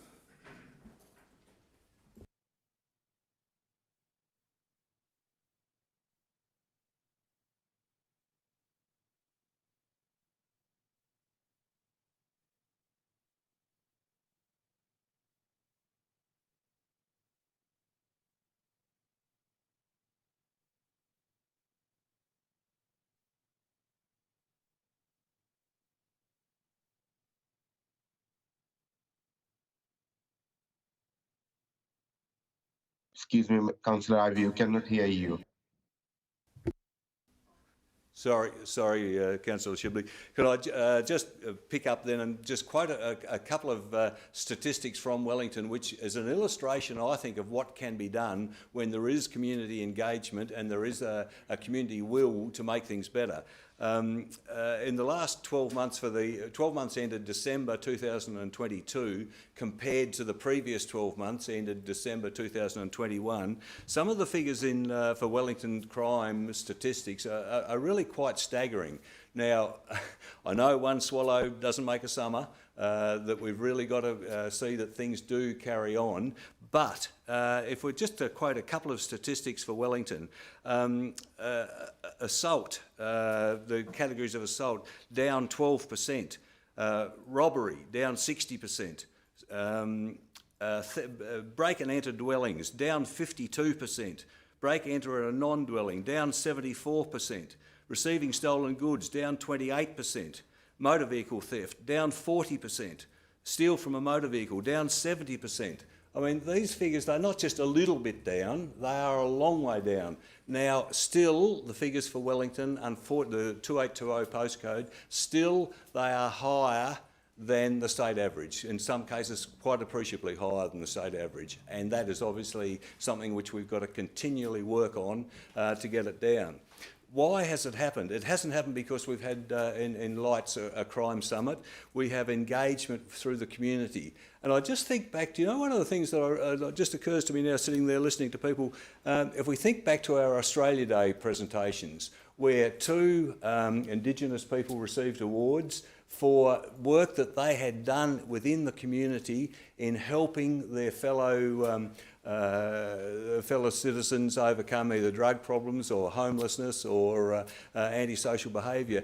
And the support that they got from within the community because they'd got awards was just fantastic. And I think that really did have a multiplier effect within our community. To recognise what people can do for the better is really very infectious. And I think that was just an example and that gave, I think, a lot of support to the other agencies and organisations within our town that have contributed to these reductions in crime. And so we've got obviously the police, we've got organisations like Bernardo's, we've got the PCYC, we've got the primary and secondary schools, the high schools, that really have got some fantastic programs towards helping youth and encouraging them to really improve their lot and be part of the community. And it really has, I think if you just walk around the community and talk to people, I think it's quite palpable. I think you can notice it. So that's the sort of approach which I would like to see across our LGA, not a crime summit as such, but more coordinated and work between community groups and the general society in wanting to make our area better. And I think it is possible, and I think, again, I hope I can sit here or stand here this time next year and say, see, those figures have been replicated or repeated. I hope I'm not going to say, well, it was just a bit of a blip. But I really don't think it is already. For this year, anecdotally, you don't hear the sirens as much. You don't see the Burdett cars as much. They're still there, but not as much. So I just think that, there are better ways of doing things than having a crime summit. Thank you. Thank you, Councillor Ivey. Any other discussion or debate, councillors? Sorry, Councillor Wright, you've got a question there? My question is, should the current motion as it sits at the moment be defeated, am I able to bring up or provide an alternative motion at this point in time? So if, for example, you wanted to do something, you could have an amendment, but if the amendment was a direct negative, then I wouldn't allow that amendment because you can't have an amendment that's a direct negative. If you were going to foreshadow something that might be something that was a direct negative, then what I would advise is that you would first of all need to defeat this motion, so vote against it, defeat it if that's where you want to go, and then an alternative motion that still was linked to this, obviously it has to be still related to this same process, then someone could bring forward an alternative motion. So if that's something you have in mind, then you don't have to bring forward a foreshadowed motion if this is defeated, but that's one way to at least allow other councillors to know what you're thinking around that. If that makes sense? Yeah, it does. Sure. Thanks, Mr. Mayor. So now I would like to foreshadow an alternative motion, if I can do that, please. Just 1 point only, that Council, through its social justice and youth and committees, work with government agencies, non-government organisations and other stakeholders to develop a community safety strategy and associated action plan. So now that I've heard that, so I won't have that, I won't allow that as an amendment, because it is really a crime summit compared to that safety strategy. You're really knocking out the crime summit anyway. So that's the advice we give to councillors. If you agree with the motion as it stands, certainly vote in favour of that. If you don't agree with it, vote against it. But keep in mind that if you do like the motion, that the foreshadowed motion that Councillor Wright put forward, then one way you could go is to defeat the existing motion, and then that would give Councillor Wright the opportunity to move that motion and then debate that through the same process. Thank you, Councillor Wright. So, Councillor Wells, you have a question. You can't enter the debate again, but you can have a question. No, just a question around the changed motion. I find challenging if that's the way we're already going with the Social Justice Committee and the Youth Committee and the Community Safety Plan or Strategy. No, just thank you. So what I'd say is that if this motion's defeated and a councillor, and it doesn't have to be Councillor Wright, if any councillor could bring forward an alternative motion, then I suppose what I do then is bring that forward as part of the debate on that motion. But at this stage, we're debating the motion that's before us. So I won't worry about taking that question through to the CEO, for example. I'll wait and see if it is actually the motion that we're debating as such. Does that make sense? Yeah. Other questions or debate, councillors? No, and look, I will also vote against. I don't like to speak too much from chair, but when I vote against something, I think it's only fair that I let the community know. Certainly, Councillor Black did mention one thing that I think was important about staying in your lane, and made reference to the last council going outside the lane. But we don't have any proof at all that the last council going way outside their lane actually delivered anything for the community, because the things that were delivered around this were things that the state government was in train anyway. So I don't know that we've got any proof whatsoever that anything was delivered, but we do have proof that by going way outside their lane, they lost a bit of strategy, they painted the budget in red. So again, the Local Government Act 1993 is pretty big. We've got a lot of responsibility staying within our lane. Going outside our lane and holding a crime summit, I would say, is going outside your lane. And to Councillor Mann's point, I think it is sending an incredibly bad image for the entire state, in fact, the entire country, because, again, I think we can address some of these problems in a whole range of different ways, things that we're already doing. So I will certainly vote against this motion. Any other speakers before I give Councillor Black the right of reply? No. Councillor Black, right of reply. Oh, yes, thank you, Mr. Mayor. Look, just in reference to your point, so the Local Government Act 1993 gives you broad remit to basically do a whole heap of things. The last council, and indeed if we had this motion here in lobbying for justice reinvestment pilot projects and crime summits, whatever you, that's not in breach of the Local Government Act, so it's not really outside of our lane whatsoever. Look, sometimes when you want to, you have to take unpalatable action to get results. We pretty much know for a fact that if the last council hadn't taken the action that they did, then none of these initiatives would have happened. It's the same sort of thing with trying to get a justice reinvestment pilot project going in Dubbo.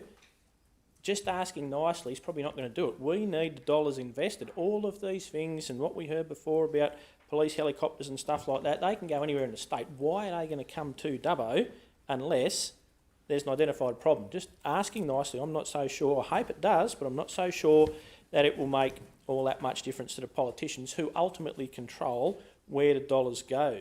We know that the federal government talked about, I remember seeing something 12 months ago, that they had $80 million to invest in justice reinvestment pilot projects. Well, none of that's come our way. So just asking nicely doesn't kind of get it. We know that, well done Wellington, that crime is trending down, but it's not in Dubbo. We know that it's persistently above the state average, and I'm not prepared to say my community has to put up with year after year after year of 3, 4, 5 times the state average of property crime and domestic and family violence. Like, that just should not be happening. Yeah, it might be unpalatable, but what are we actually going to do? And I'm not so sure that just asking nicely is actually going to achieve anything. I really hope it does.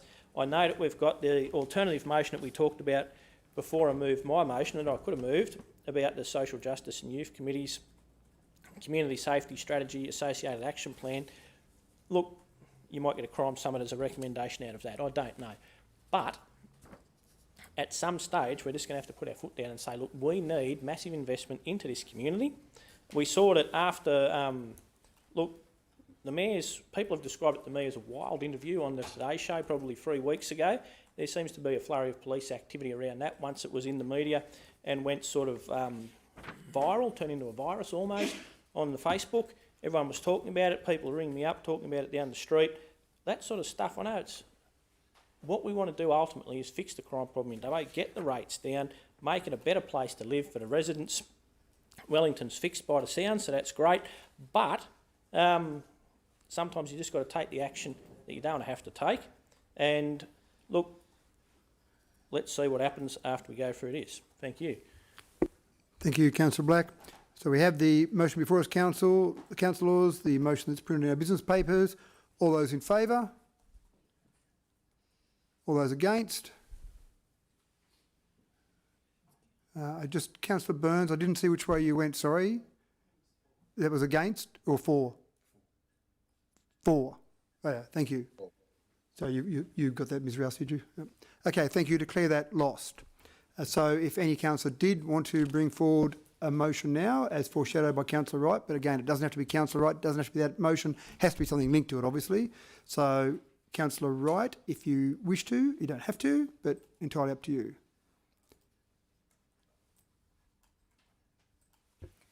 I'll give Councillor Black first. Councillor Black had the opportunity to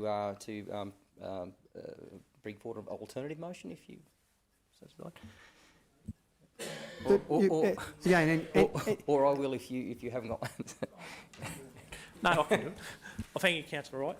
Okay, let's bring forward the alternative motion that we talked about before the meeting, and that would read: 1, that Council, through its Social Justice and Youth Committees, work with government agencies, non-government organisations and other stakeholders to develop a community safety strategy and associated action plan. Thank you, Councillor Black. Have someone second that, please. Councillor Wells, thank you. Councillor Black, do you wish to speak to that?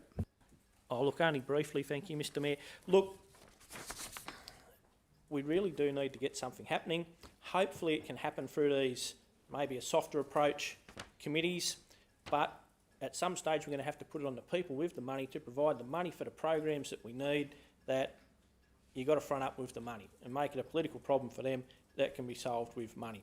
Now, as I said previously, there's a whole heap of stuff around mental health, housing, getting people into training, getting their health sorted out, all of those sort of things to help break the cycle of crime. You can't have a 10-year-old that's arrested 30 times. That's not good for the kid. It's not good for the family. It's not good for the community as a whole. So any action that we can take around that would be welcome, I'm sure, by the community. Thank you. Thank you, Councillor Black. And I'll invite debate, but before I do that, so Councillor Wells, for example, the question you asked before, now that that's before us, that we're dealing with that in council, that would be an appropriate time to ask that question. Not telling you to ask it, but just saying that if you did want to, now would be the appropriate time. I've got Councillor Wright first. Yep, Councillor Wright. Thanks, Mr Mayor. And you look, happy to support this alternative motion. I think the important part of this will be that if council is looking to coordinate such an approach, that we play a rather proactive role here and ensure that all parties that are a part of this particular program are held to a level of accountability, so that everyone has a role to play. That they certainly, the council holds them to account to ensure that they do play their part of the puzzle. I certainly hope community, all sort of levels of community groups can get behind that as well, because I think each of us in the community have a part to play as well. So thanks. Thank you, Councillor Wright. Councillor Wells. Thank you, Mr Mayor. Look, I'm still in agreement in terms of the content that Councillor Bay had within his first motion, but I'm happy to support this current motion as it sort of outlines that better language in my view. I do want to say though that in the Social Justice Committee and the Youth Committee, it's not been a soft approach. They've been quite vocal about what we should be doing in this community, hence the push to get the engagement with the Dubbo Regional Police. And at the Youth Committee, I'm so inspired by listening to those young people that come to that committee and talk about how do we change things. So that really, really gives me confidence that what we're going to do in this space will happen, and there will be really strong engagement with community. There will be pushing hard, even if we have to reach out to state government or federal government to get some funds to get some other projects off the ground. And I hope the rest of the councillors have an opportunity to come along to those consultations that we plan to, facilitate. We talked about casting the net wide to get a number of people to come to those consultations. That might be a bit unrealistic, but it's important that we get the right people to these conversations so that we can start making a difference. And I know that not only in my council role, but in my work role, we address these type of activities every day. In my work role, we facilitate safety action meetings every fortnight on site where we are located, and we see a lot of the crime that's coming through. There are programs in between my organisations and my other organisations in the community that are addressing these things. It is a problem. I'm not saying it's not a problem, but we need to work together as a community to address this. And yes, we need to work together strongly. And I'm very, clear on it takes a village. So we as a community, it takes a village to raise a child. It takes a village to change the way we do things. This is something we need to do hand in hand with each other. But thank you. Thank you, Councillor Wells. And you didn't have any further questions you want to ask of the CEO as related to this particular alternative? Okay, thank you. Other questions or debate, councillors? No. I put to Councillor Black, right of reply. Oh, just one or two words. Yes, I agree with the other councillors there. Their sentiments about something needing to be done. At some stage, though, we're going to have to put the hard word on state and or federal government to front up with the money. And how we do that is going to be open to more debate. But, yeah, anyway, once you create a problem for them, suddenly the money seems to start to flow. Thank you. Thank you, Councillor Black. And I'll ask you to just read that alternative motion again, because it's not something that councillors have got printed in front of them. Thank you.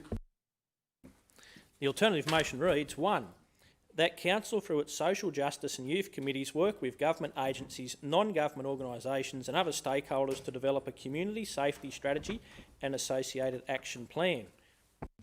Thank you, Councillor Black. We have that before us, councillors. All those in favour? Against?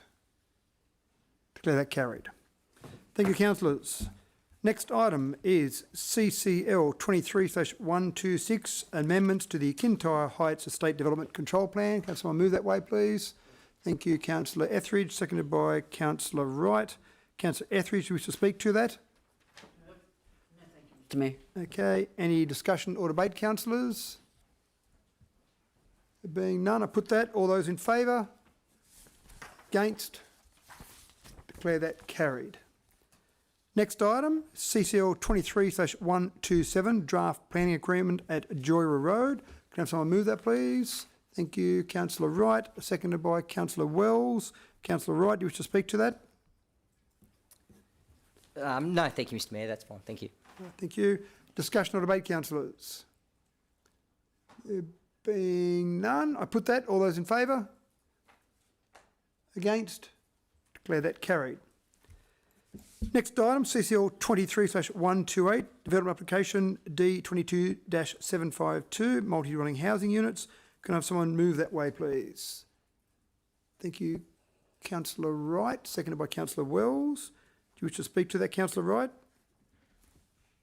Thanks, Mr Mayor. Just briefly, great to see this is a significant development smack in the middle of town, and I note that it is a number of residences in pretty close proximity to each other, but it certainly does provide a certain style of housing that we haven't seen in Dubbo for a rather long time. So certainly welcome that different aspect of housing as opposed to the broad free range greenfield sites we've seen over the last number of years. So yeah, happy to support that. Thank you, Councillor Wright. Councillor Black and then Councillor Ivey.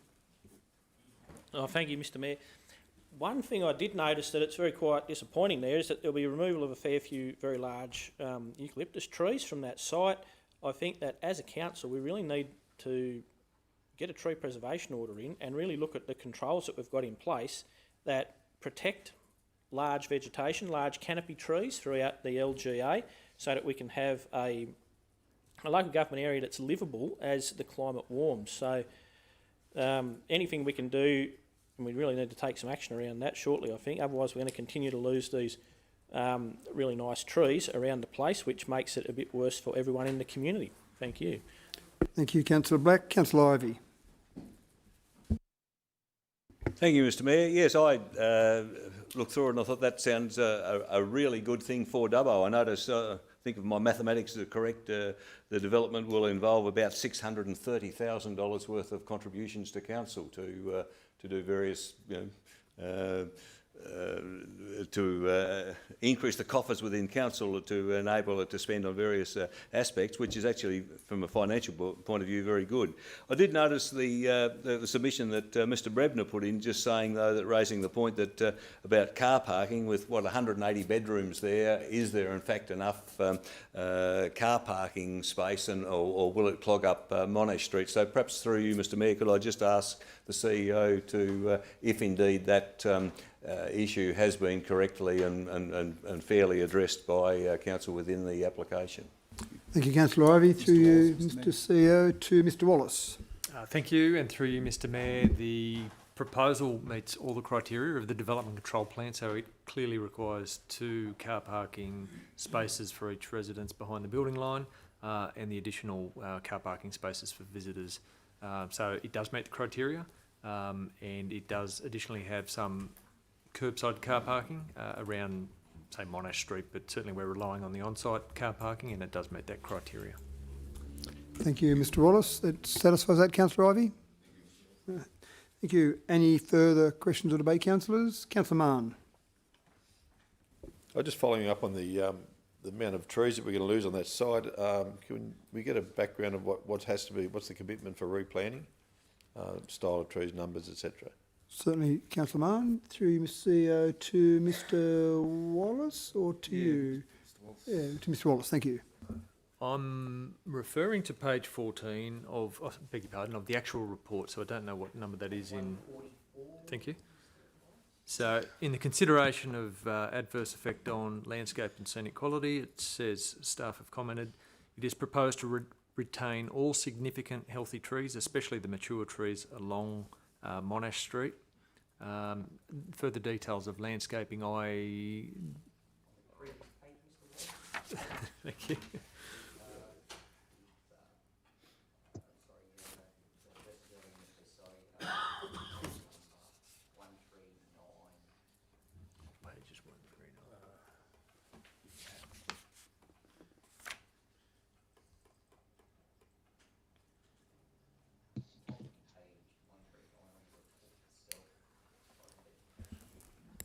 There are also 8 mature trees in the adjoining Monash Street Road Reserve, which will be retained. I think I've just referred to those.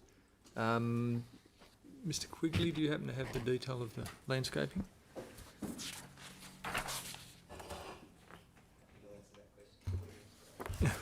I would. Through Mr Wallace and through the Mayor, yeah, as we said, keeping as many trees as possible with some more on-site planting to occur with the development itself. Thank you, Mr Quigley. So Councillor Mann may not have answered it comprehensively, but the CEO might add a little bit into that as well. Yeah, there's no requirement to do offset planting if it's not a tree in a natural environment or an ecosystem. So there's no, like, say, maybe some other developments where you're doing a subdivision where there's more natural ecosystems present. There's no compulsory offsetting in that regard, as much as I understand it. Oh, absolutely, that's correct. Yeah, sorry to Mr Wallace. Yes. Beg your pardon, through you, Mr Mayor. What the CEO is saying is correct. So substantially, we're avoiding the impacts to the mature trees. There are additional landscaping which would be more relevant to the aesthetics as opposed to offsetting the impacts of any impacts on native vegetation. Thank you, Mr Wallace. Anything further, Councillor Mann, from that? Look, not for now, but it's something I'd love to see that we could talk further about in our policies as we go forward, referring to our canopy covers and all the rest of it. It's glaringly obvious we're going to lose a hell of a lot of green, fantastic trees there, and no real commitment to replace like for like. But that's the rules today. We might have to work on that. Thank you. Thank you, Councillor Mann. I've got Councillor Chowdhury. Thank you, Mr. Mayor. I have a question through you, Mr. Mayor, because there was a community concern in relation to traffic increase between Monash and Strickland Street. So through you, how that traffic been assessed, and because increase of that traffic, how you gonna manage that traffic? If can give little brief to the community, please. Thank you, Councillor Chowdhury. So in relation to traffic, through you, Mr CEO, to Mr Wallace. And thank you, and through you, Mr Mayor. The assessment of the impact of the surrounding road network is basically that it's got sufficient capacity. So the road surrounding it, Monash Street in particular, which the development will egress onto, is a collector road. So it's not a local road. It's got the intent of being a collector road for that purpose. It feeds in then to an adjoining a feeder road that would then feed into the arterial roads of Cobra Street and Winjawarra Street, I beg your pardon. So the assessment comes back that, yeah, we've certainly got sufficient widths and we've got sufficient road carrying capacity. Thank you, Mr Wallace. Councillor Chowdhury, does that satisfy that? Is there anything further from that? Yep. No, thank you. Right. Thank you, Councillor Chowdhury. Mr Mayor, we've just lost our live feed, it looks like. Lost video, we're still on audio, Mr Mayor. Right, so We can hear. people online can still hear us, but not see Yes, us. we can. Right, okay, thank you. So, thank you, councillors. Any further questions or comments or debate, councillors? No, Councillor Ivey, you've ended the debate already, so you can ask a question. Yeah, it is just a question of clarification, and maybe it's not terribly important, but I do notice in there where it actually said that, I think in one of the submissions, where the dwellings is such a small area, it'll be difficult to subdivide in future, and I just wonder. What was that about? Why would you want to subdivide that area? And it did talk about whether it might be in future be turned into a strata or a community title subdivision. Is that? Can we have some clarification on why that's even been considered? Thank you, Councillor Ivey. Through you, Mr CEO, to Mr Wallace.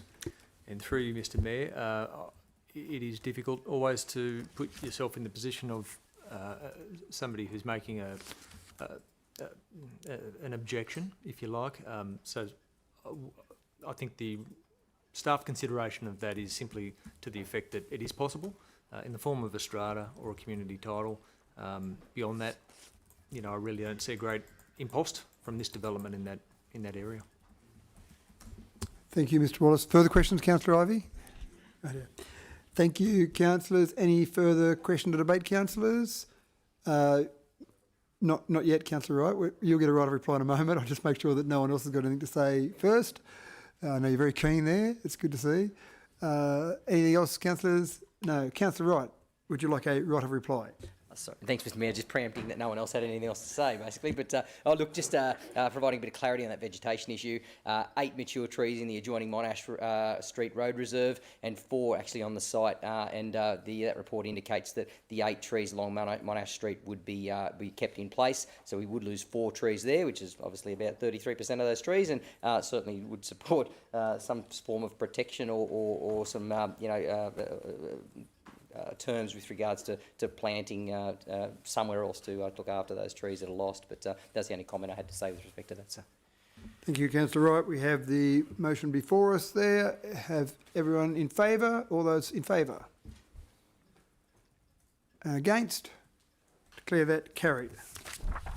The next item is CCL 23/129, Section 8.2, Review of Determination. And this is an interesting one because this was refused back in 2021 under delegated authority, but as we know now, councillors, the staff do not have delegated authority to refuse a DA, so this now under review has come to council for the recommendation of refusal, but up to council to do what they need to do from there. So could I have someone move that recommendation, please?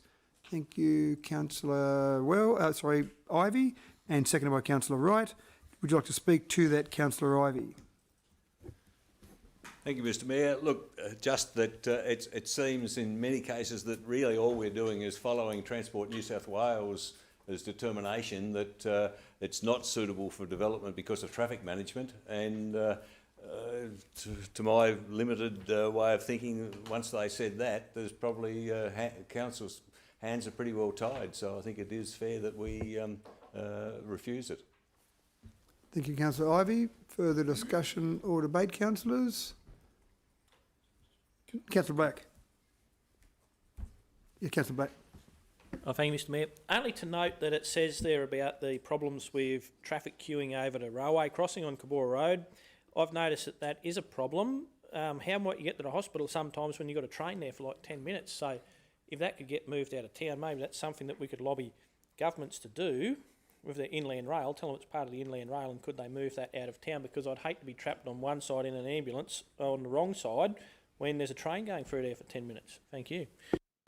Thank you, Councillor Black. Just for a slight bit of clarification there on Councillor Ivey's comment, I just might ask the CEO to add to that. Thank you.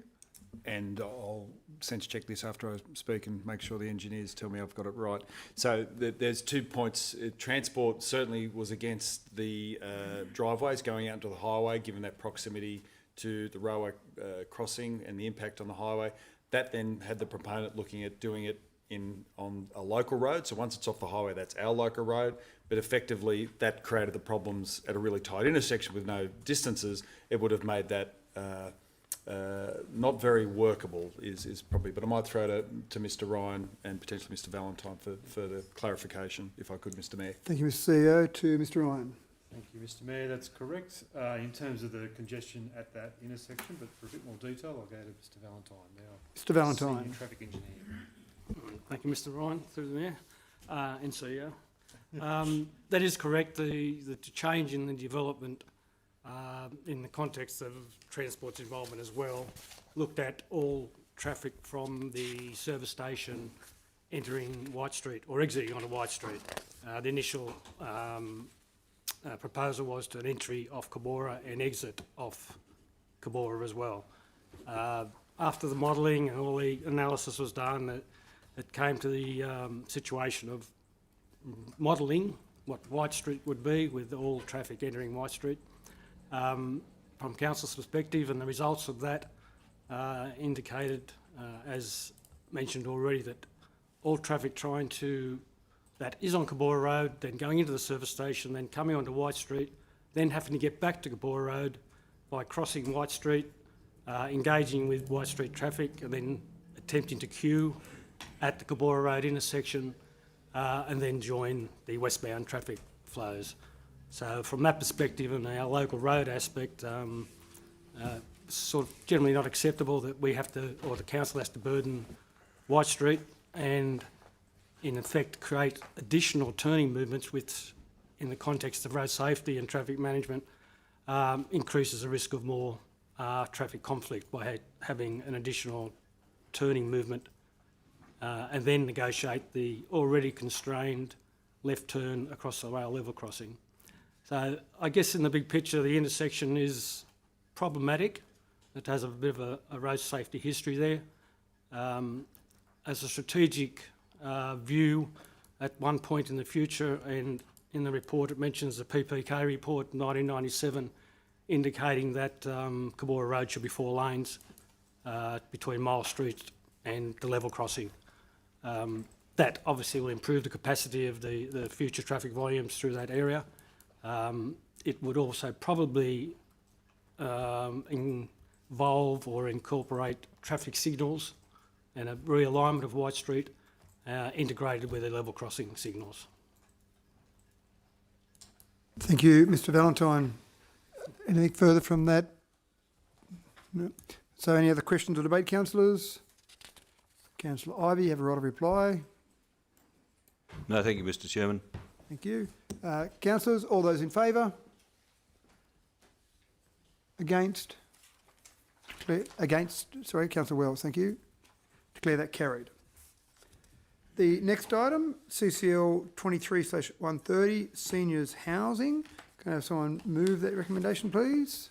Thank you, Councillor Wright, seconded by Councillor Black. Do you wish to speak to that, Councillor Wright? Thanks, Mr Mayor.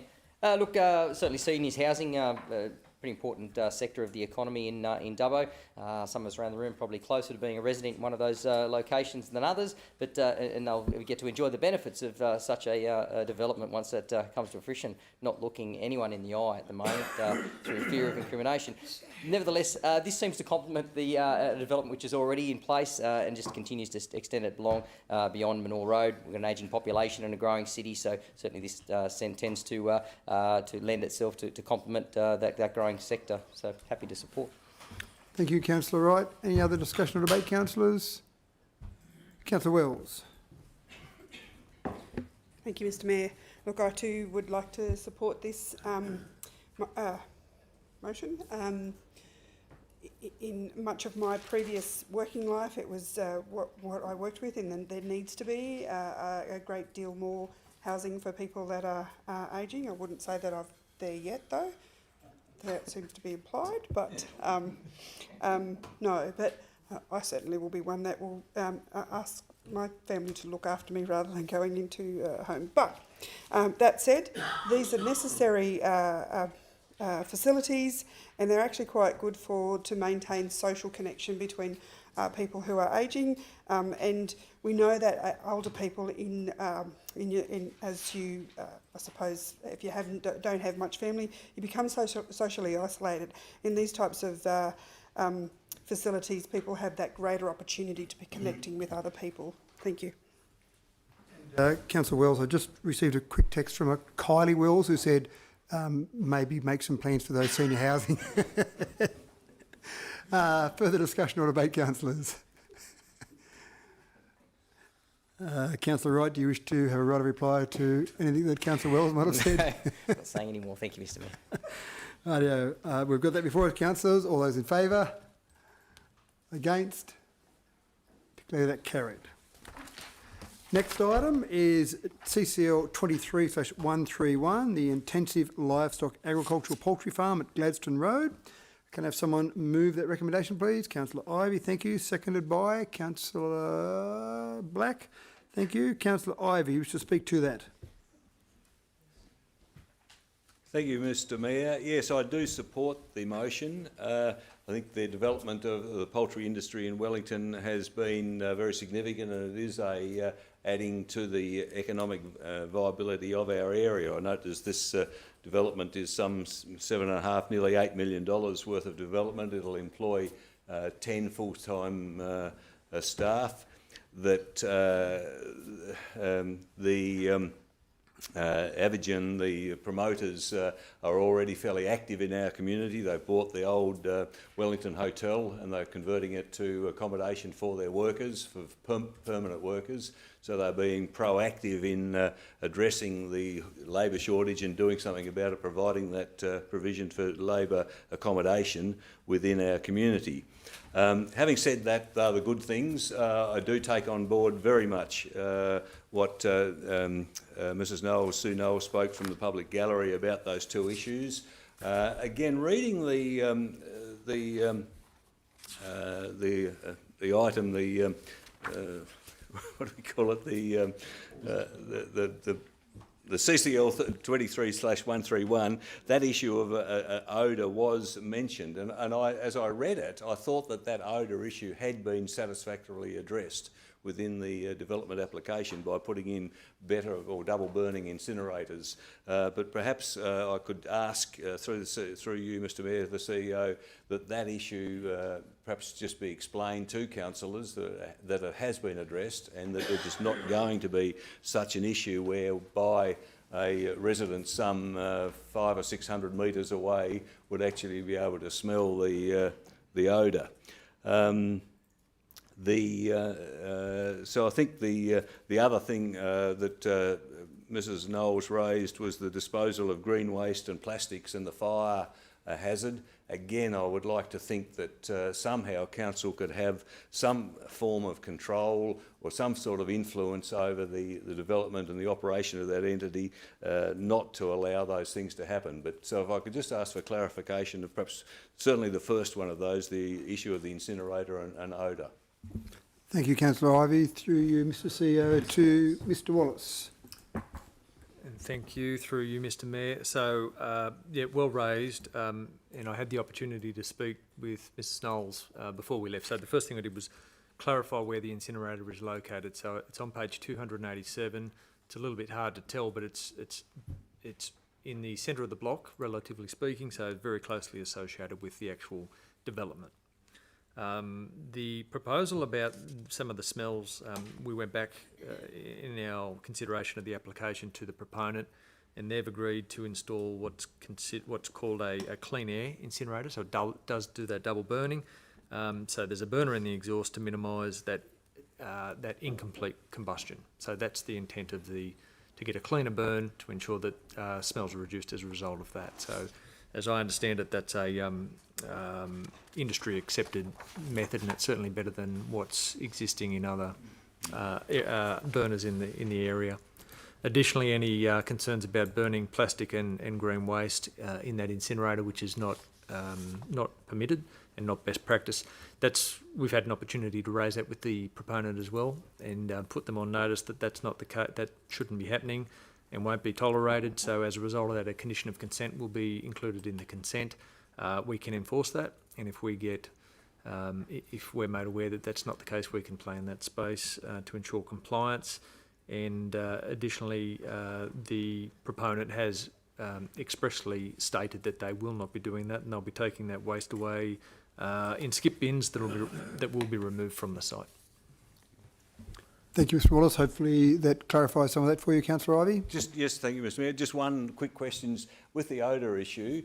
I presume that just say the incinerators don't work, and there is a continuing odour problem. I presume the neighbours have got some fallback position where they can complain via the EPA or via council that odour is not acceptable and therefore should be remedied. Is that possible? So through Mr. CEO to Mr. Wallace. And through you, Mr. Mayor, the application will have certain considerations applied. So there'll be certain processes that have been expressed in the application that are part of the consent, and it will be enforceable that those processes are implemented and implemented correctly. That will be the extent to which we can enforce smells. So on the basis of that documentation that's been submitted as part of the development application, we are satisfied that will control the operation within a reasonable level, and our enforcement would be to enforce those conditions of consent. Thank you. Thanks, Mr. Wallace. Happy with that, Councillor Ivey? Any further questions or debate, councillors? There being none, I put that. All those in favour? Against? Declare that carried. Next item, CCL 23/132. Can I have someone move that report, please? Thank you, Councillor Wright, seconded by Councillor Etheridge. Councillor Wright, do you wish to speak to that? Thanks, Mr Mayor. Look, obviously council continues to face some challenges with respect to balancing the books, so to speak. I know we talked a little earlier on Councillor Ivy's motion of a bill of $600,000 from the state government for that emergency services levy, and certainly hope that the correspondence we issued into the state government, along with a lot of other councils around the state, might do something to reverse that. Look, happy to support the motion and move this report. Look, I know there's some comments there with respect to council continuing to focus on efficiencies, but just pulling a particular item out of there, which just talked about pool expenses. I see that additional aquatic leisure wages increased by $379,000. That's not a small blip. That's a significant amount of money that we're losing. I don't know if any business had a small section of their business where their wages went up by nearly nudging up to $500,000. It's a lot. So I guess as a councillor, I implore council to continue to look for ways to save money. I know we've got some something out that for those aquatic and leisure centres at the moment in the community, but nevertheless, just looking for ways to continue to save money. It is something obviously we're looking for as councillors. Thanks. Thank you, Councillor Wright. Any further discussion or debate, councillors? Councillor Black. Thank you, Mr Mayor. I note there's some road funding there and it says, pardon me, not anticipated to be delivered this financial year. Could I just ask for a bit of clarity about when that might be delivered and what the story is of that? Thank you. Thank you, Councillor Black. Mr CEO. Firstly, before detail, Mr Mayor, and through you, Mr Mayor, typically they'll roll over, Councillor Black, so they'll shift into the new financial year. What we then, and we'll get some more clarity as we hit the end of the financial year, that might have a cascading effect where you push out other capital works as well. So the works will get done as committed to, it'll shift the program backwards, but I might throw to Mr Ryan, Mr Mayor, for further information. Certainly, thank you. Through you, Mr Ryan. Thank you, Mr Mayor. That's correct. It's basically it's an accounting process in terms of when we receive the grant funding. So we've got milestones. Some of those are completion dates, and if we don't complete it this year, the project does carry on. It's just the anticipation receipt of the funding. That's all. Thank you, Mr Ryan. That answers that, Councillor Black. Thank you very much.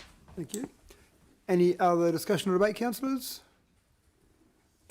There being none, I put that. All those in favour? Against? Declare that carried. Next item, CCL 23/133, council and mayoral fees. Can I have someone move that, please? Thank you, Councillor Wells, seconded by Councillor Etheridge. Councillor Wells, do you wish to speak to that? No, thank you, Mr Mayor. No? Okay. Any discussion or debate, councillors? Councillor Ivey.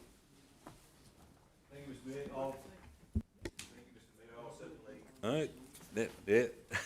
I will vote in favour of it.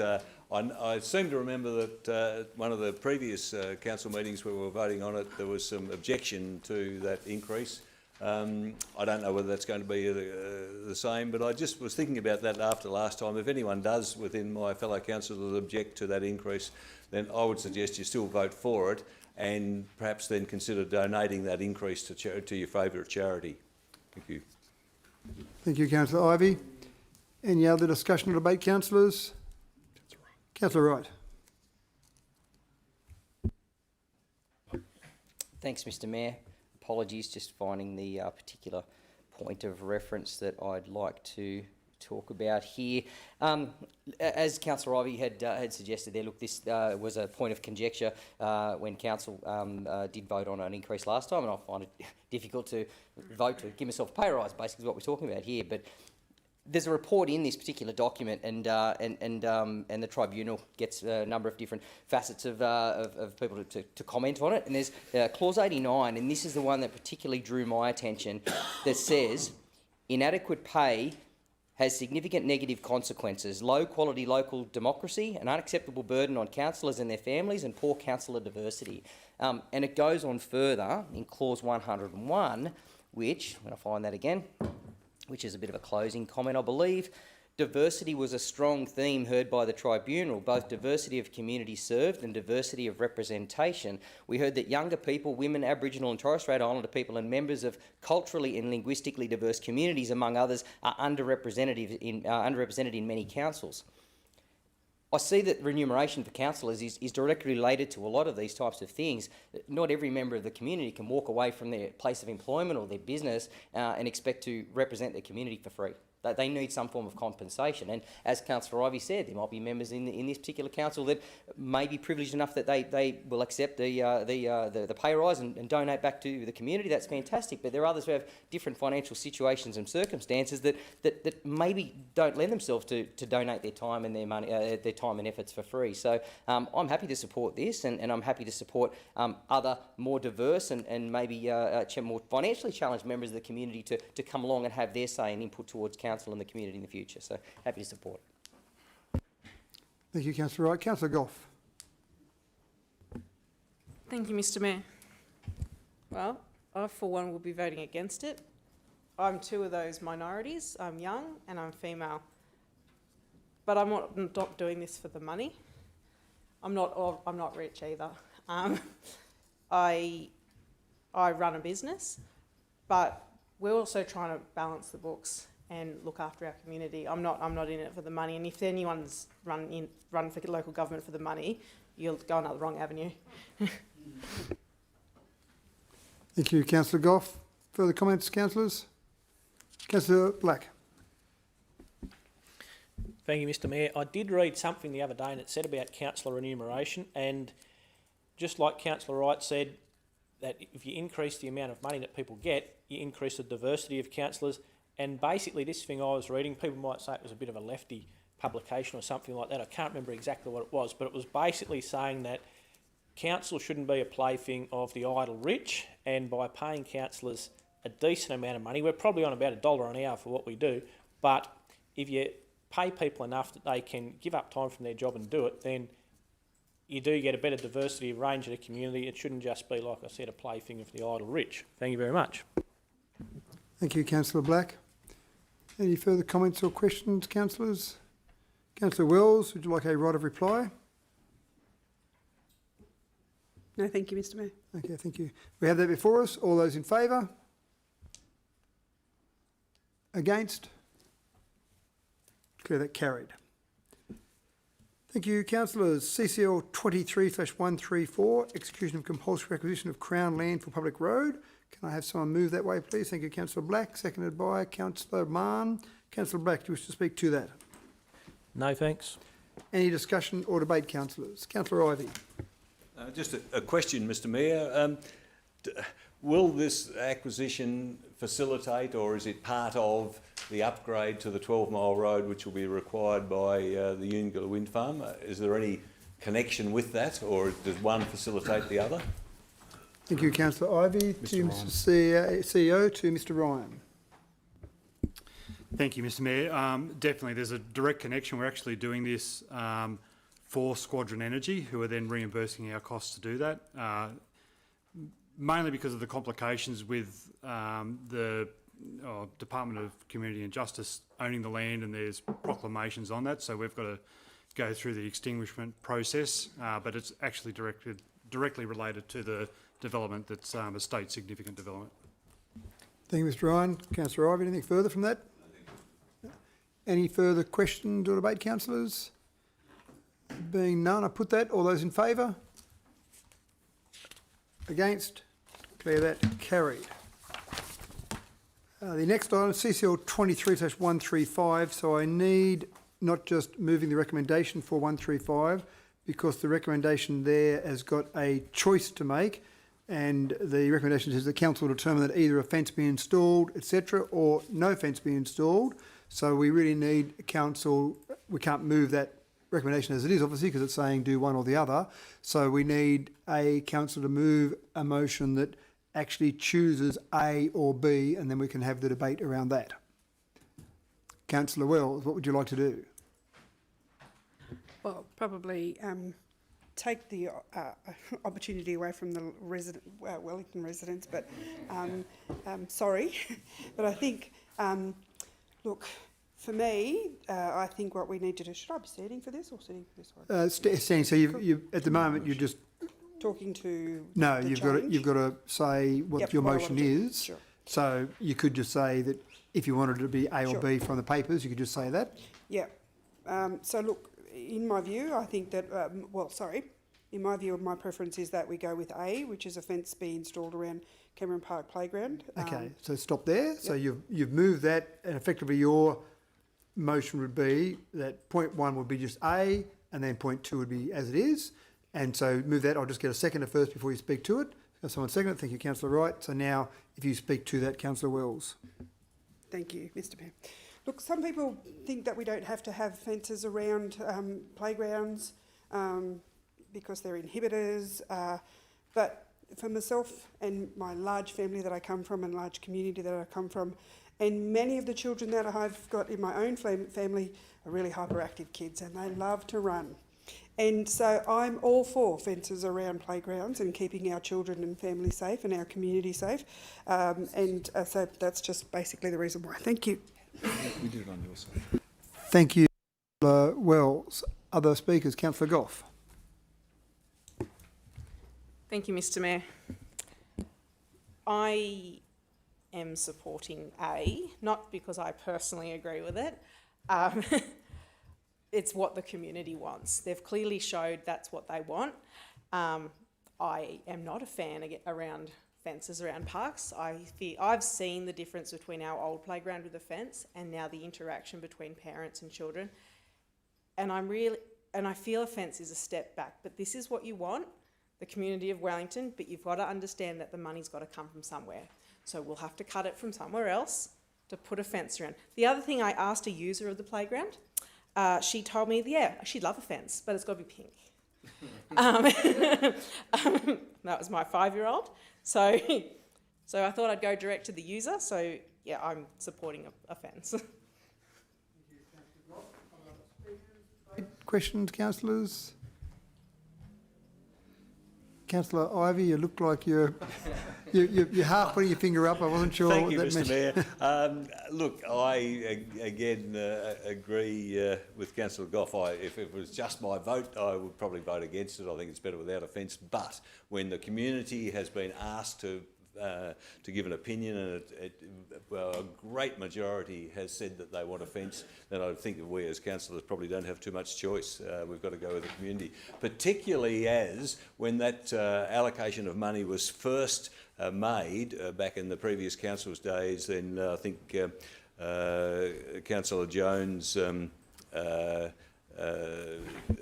put it up. It said that the fence should be built subject to community consultation. So if we take that literally, the fence had to be built subject to community consultation, which did occur a few years later, but has now been overwhelmingly yes. I think we have got no choice but to build the fence. Thank you. So it sounds like you're saying the soft signal was a fence, and the bunkers now agree with the soft signal from the field of play. Further discussion, councillors? Discussion or debate? No. Councillor Wells, do you wish a right of reply? Thank you, Mr Mayor. Just shortly, look, I think it's really important that when you understand highly active kids, whether it's ADHD or whether they're on the spectrum, these types of syndromes and conditions that kids have these days, they are really, really fast. It's hard. I've seen mums be really want to be able to take their kids to the park and can't because it's hard to contain them. And so that's one of the reasons why I think it's really important to support good safety mechanisms for mums who need to get their kids out of the house and go to a park and somewhere where they can go where they know that little Johnny's not going to run off onto the road or run off into somewhere where they can't grab them. Thank you. Thank you, Councillor Wells. So we have that before us at the moment as your business papers. It's basically point A is number 1 and then point 2 that submitters be thanked. So all those in favour? Against? Declare that carried. Next item, CCL 23/136, questions on notice from Councillor Shibli Chowdhury. So Councillor Chowdhury, I assume you'll move that, and that is moving just to note that. Yes. Have someone second that, please. Councillor Wright, thank you. Councillor Chowdhury, do you wish to speak to it or highlight any points from those questions you brought forward? Yeah, thank you, Mr. Mayor. I brought that notice of question because of I can see a lot of community concern in relation to our general bin. Because of large family like me, 5 people, it's really hard to put all the like a general rubbish put into that small bin.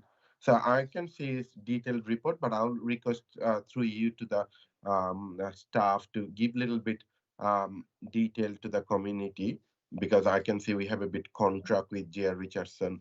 So like if can give some like a report back to the like a update to the community, like if we change at this moment, what financial burden council would be, that sort of update, please. Certainly. So you just like a little bit of a verbal update on the implications if we did change that now mid-contract as such. Correct. Yes. Thank you, Councillor Chowdhury. Through you, Mr. CEO, to someone. I'll say first up, it'll cost us a lot of money. But Mr. Wallace, if you've got anything else further. Thank you, Mr. Wallace. Through you, Mr. Chair, and second up, I would say the same thing. So essentially, we are halfway through a 10-year contract with J.R. Richards. So they currently have our waste management contract, and that ends in 2028. If we were to change any or make a significant variation to that contract, we would be up for a significant amount of money.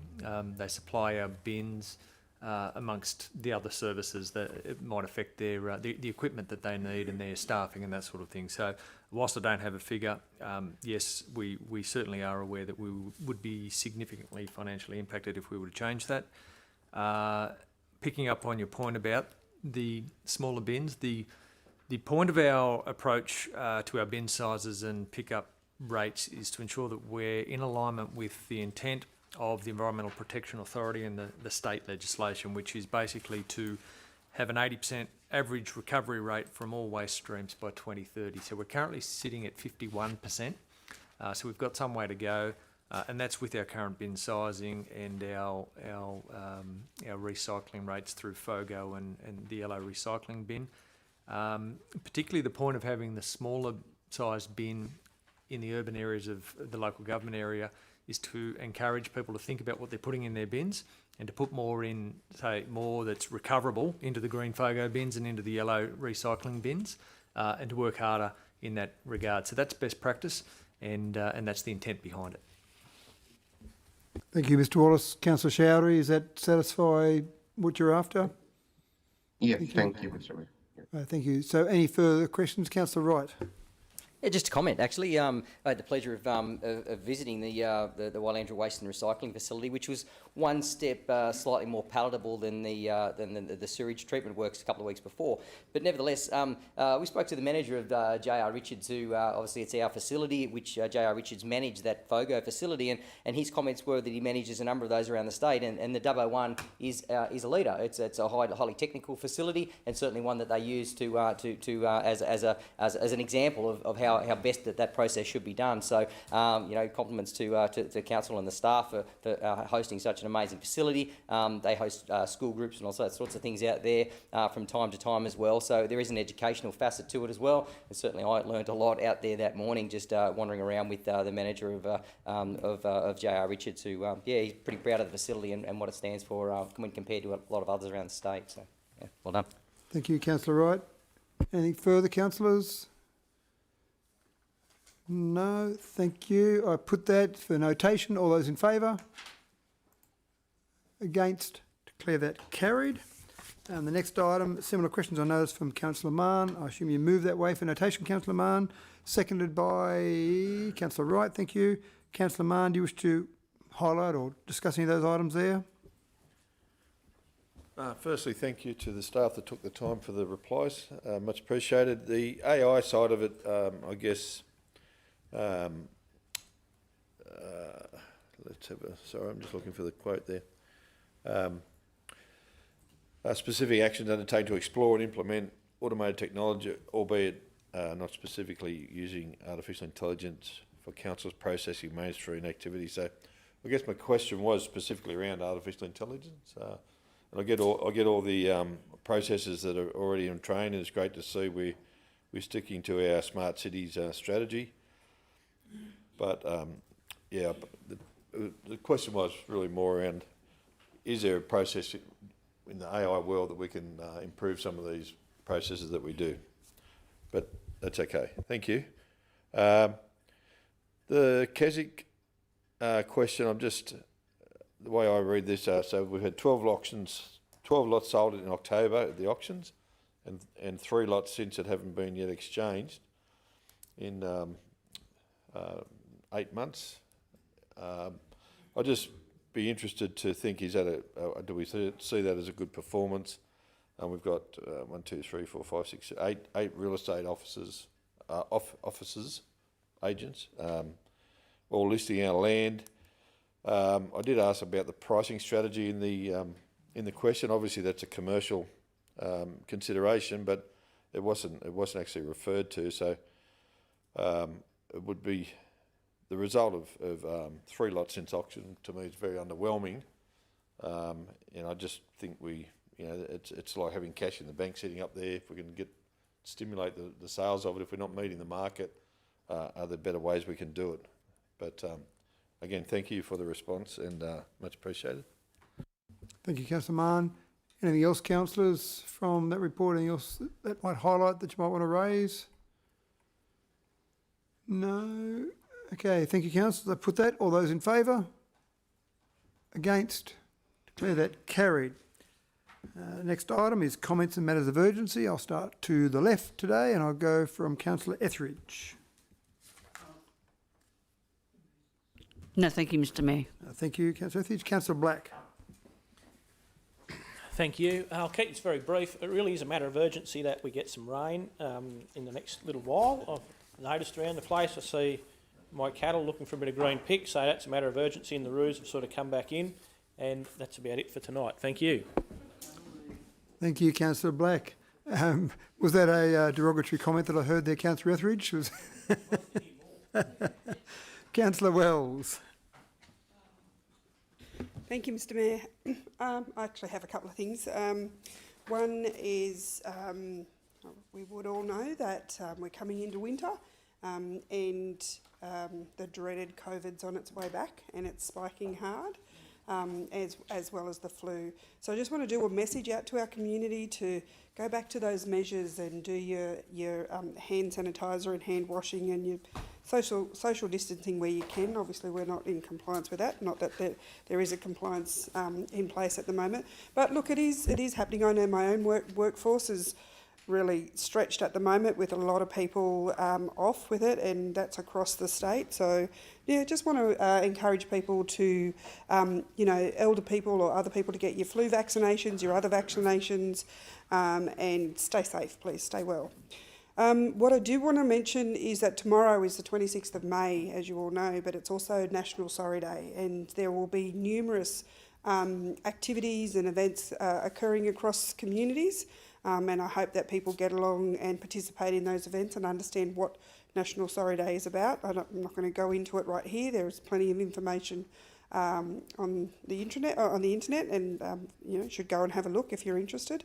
And what tomorrow does then is kicks off for the next week after that is National Reconciliation Week, and there'll be more activities across the whole week, which talks about reconciliation.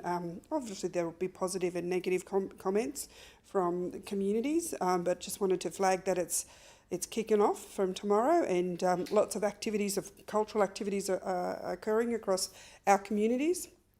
And I hope that they'll be really strong, beautiful cultural events which embrace what I feel is the strongest culture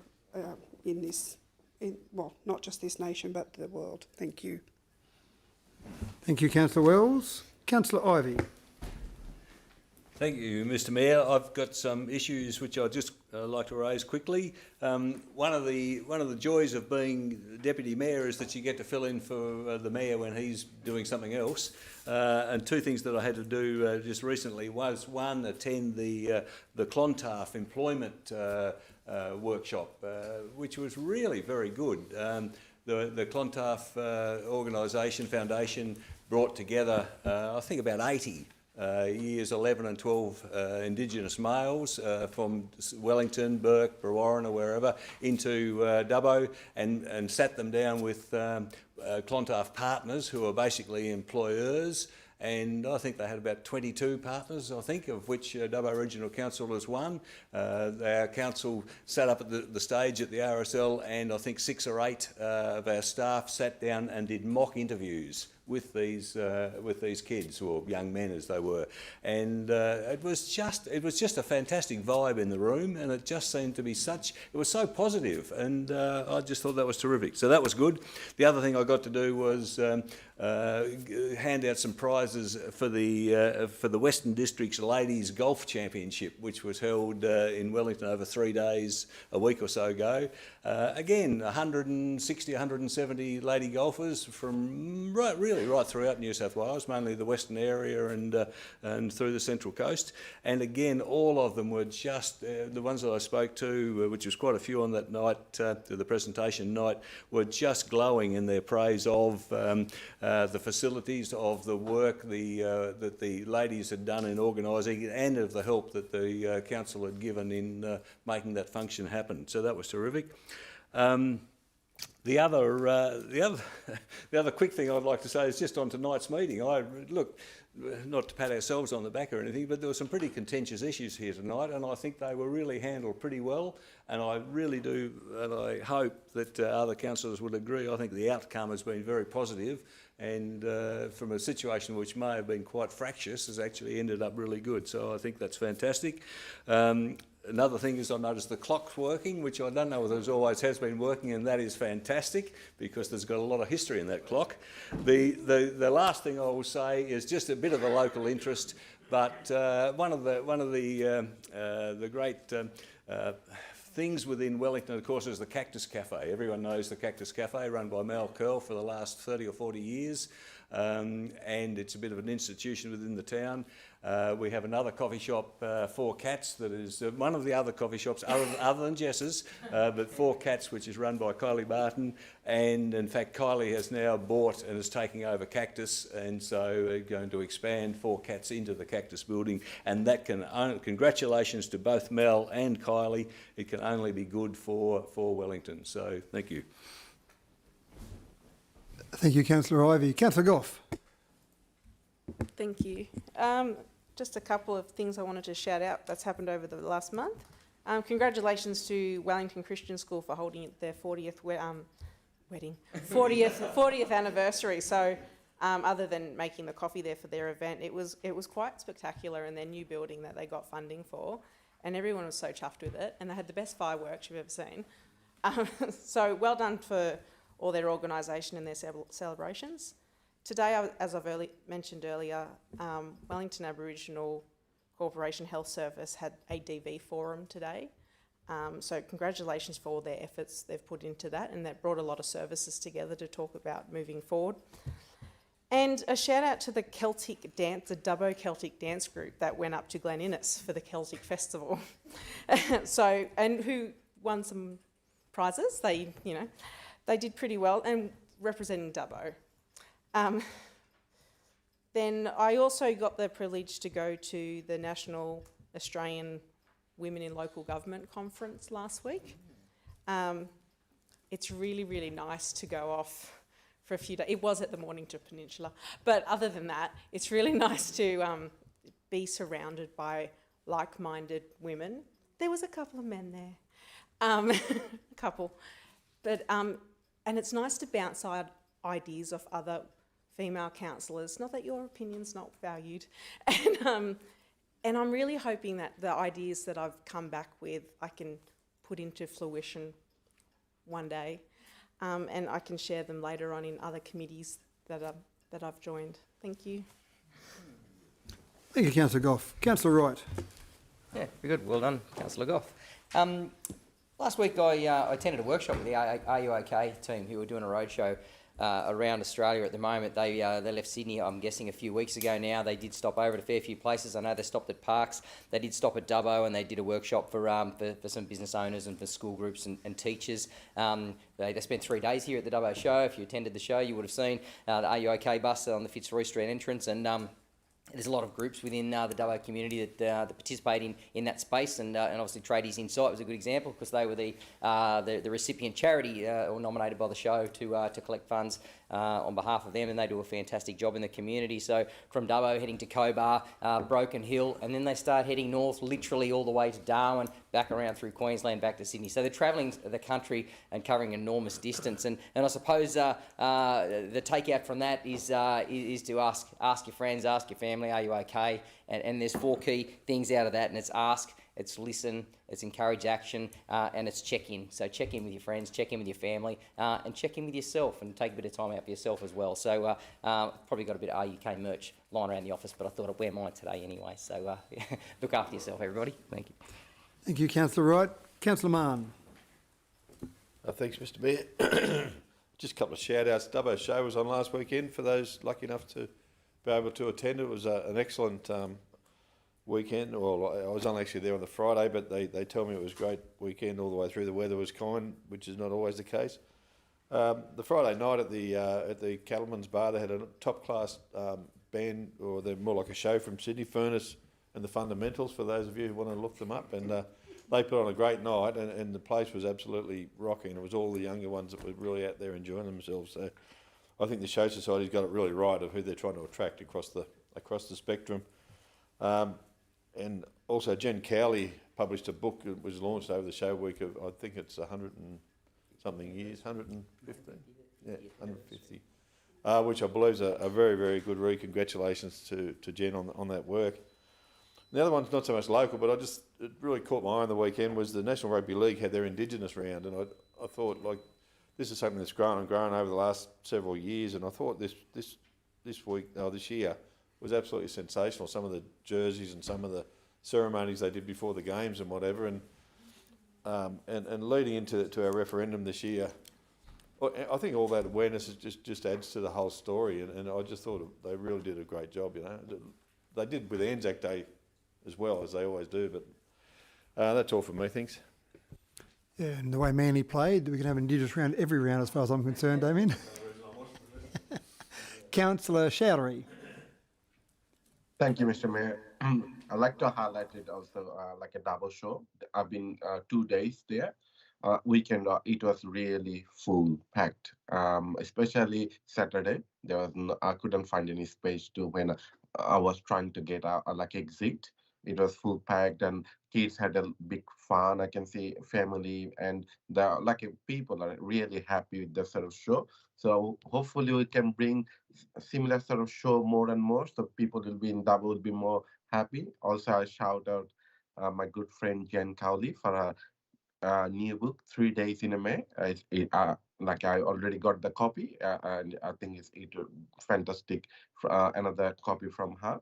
And also, like I'll remind to Dubbo LGA community, in this Saturday we will have a multicultural event at the council building. So I will encourage everyone to come and check all the posts. I think all the information online. I think it will start around 5:30 around that time. But double check the time and please join. It will be another fantastic multicultural event, and this event is absolutely free. Thank you. Thank you, Councillor Chowdhury. Councillor Burns. Just muted still. All right. Thank you. Got nothing to say. Thank you. Thank you, Councillor Burns. And just a couple of quick things from my perspective. Again, the show, the launch of the book for the 150th was fantastic, but it was also good to see the New South Wales Governor, Margaret Beasley, there. And I caught up with Margaret. The last time I spoke to her, I was in Cobar in my lycra, so it was good to actually be dressed properly to have a discussion with Margaret this time. And it was, she was very impressed. She only was at the show for about 4 hours, but she was very impressed with just how busy it was and just the number of activities and rides and exhibits, etc. So, I think a good eye-opener for her. And the Christian school, again, that was a good event. I think Councillor Goff mentioned before, just to see that school from where they started from and what they provide in the community and how they've built and grown, a real success story, I think, for the Wellington community. The other one I had during the week was dinner with Energy Co. This is the board of Energy Co, and we know how important Energy Co is from a Wellington perspective at the moment, with obviously the amount of renewables that we'll see in the Central West Orana Renewable Energy Zone. And I did send councillors an article that I wrote during the week, and I did pitch that idea to EnergyCo about a renewable education and activity centre, and they all loved it. Of course, they haven't put the money up for it yet, but talk is cheap, so we'll keep talking to them about some of those things. And the last thing I just want to mention was a couple of ministers. It's been actually quite good getting access to some of the ministers and coming up as well. So, as you know, we've already met with Ron Honig and Jenny Aitchison, the Minister for Local Government and Minister for Regional Roads. Last week we met as a part of the Alliance of Western Councils with Tara Moriarty, who's a Minister for Western New South Wales, Regional New South Wales and Minister for Ag. And I think that was a real opportunity for her just to talk to those 12 councils that sit around the table at the Alliance of Western Councils. So that was fantastic. Next week I'm also meeting with Rose Jackson, so in discussions about water, and so she talked about some of the water issues around Dubbo before the election, so it'd be good to catch up with her. Don't forget the Archibald exhibition officially opened on the 2nd of June. Very exciting for Dubbo. Very exciting to see the full Archibald finalists from 2022 on exhibition. I think 52 paintings there in that exhibition, so they're all the finalists from last year. And just on a sad note, Brian Barnes passed away. His funeral's on Monday, but a real stalwart of business and a real contributor to the Dubbo community. So our condolences to, or my condolences certainly to the Brian Barnes family, but thank you for his contribution to Dubbo. So thank you, councillors. That concludes the normal part of the meeting. Under section 10A of the Local Government Act, the next items, the CCL 23, 139, 140, 141, 142, 43, 44 and 45 have been identified as likely to be discussed in a closed session of council. Can I have someone move us into confidential session of council to deal with these? Thank you, Councillor Etheridge, seconded by Councillor Malm. We've had no applications from members of the public to make their representations regarding whether the meeting should be closed to the public. Do any members of the public in the gallery have any comments to make regarding the proposal to hear these items in a closed session of council? Any objections from anyone in the gallery? Okay, thank you. Councillors, do we have any discussion or debate about moving into confidential? No, there being none, I put that. All those in favour? Against? Declare that carried. The streaming will now be turned off. Any members of the public will be asked to leave the chamber. The chamber will reopen and the live stream restarted after deliberations on this matter with the resolutions to be made public. I declare that we are now moving to closed session at 8:11 p.m. Thank you.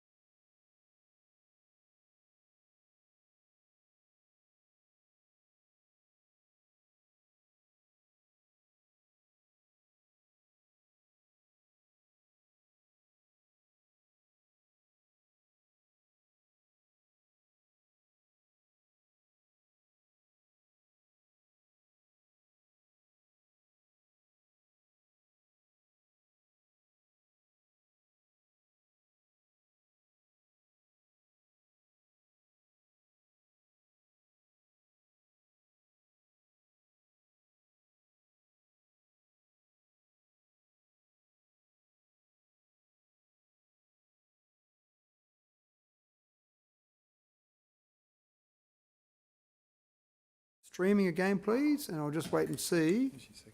Right. Can you, sorry, someone's gone out, Mr Ryan's gone out just to see, was there anyone that was going to wait, do we know? No. Okay. We'll just go and check.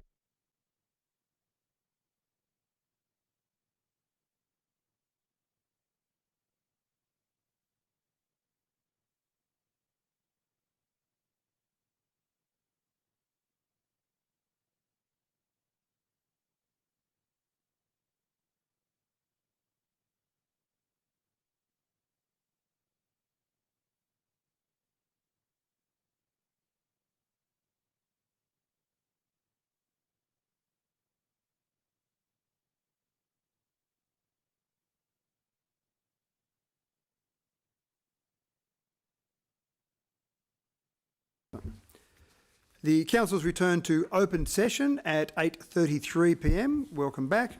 I will now read the resolutions from the confidential session of council.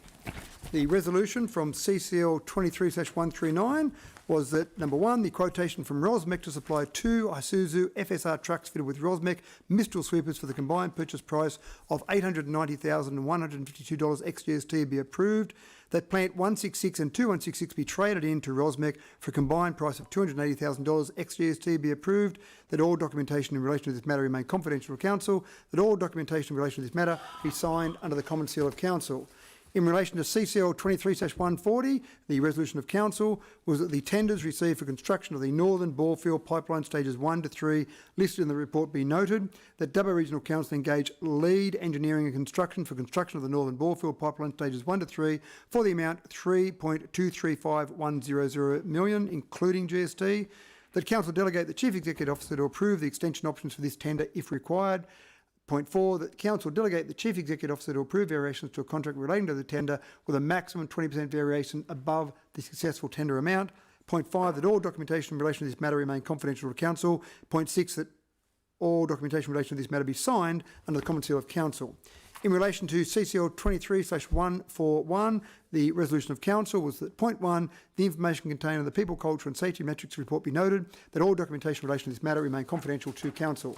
In relation to CCL 23/142, the resolution of council was that council commence the process of compulsory acquisition in accordance with the Land Acquisition Just Terms Compensation Act 1991 over the properties as outlined in the body of this report.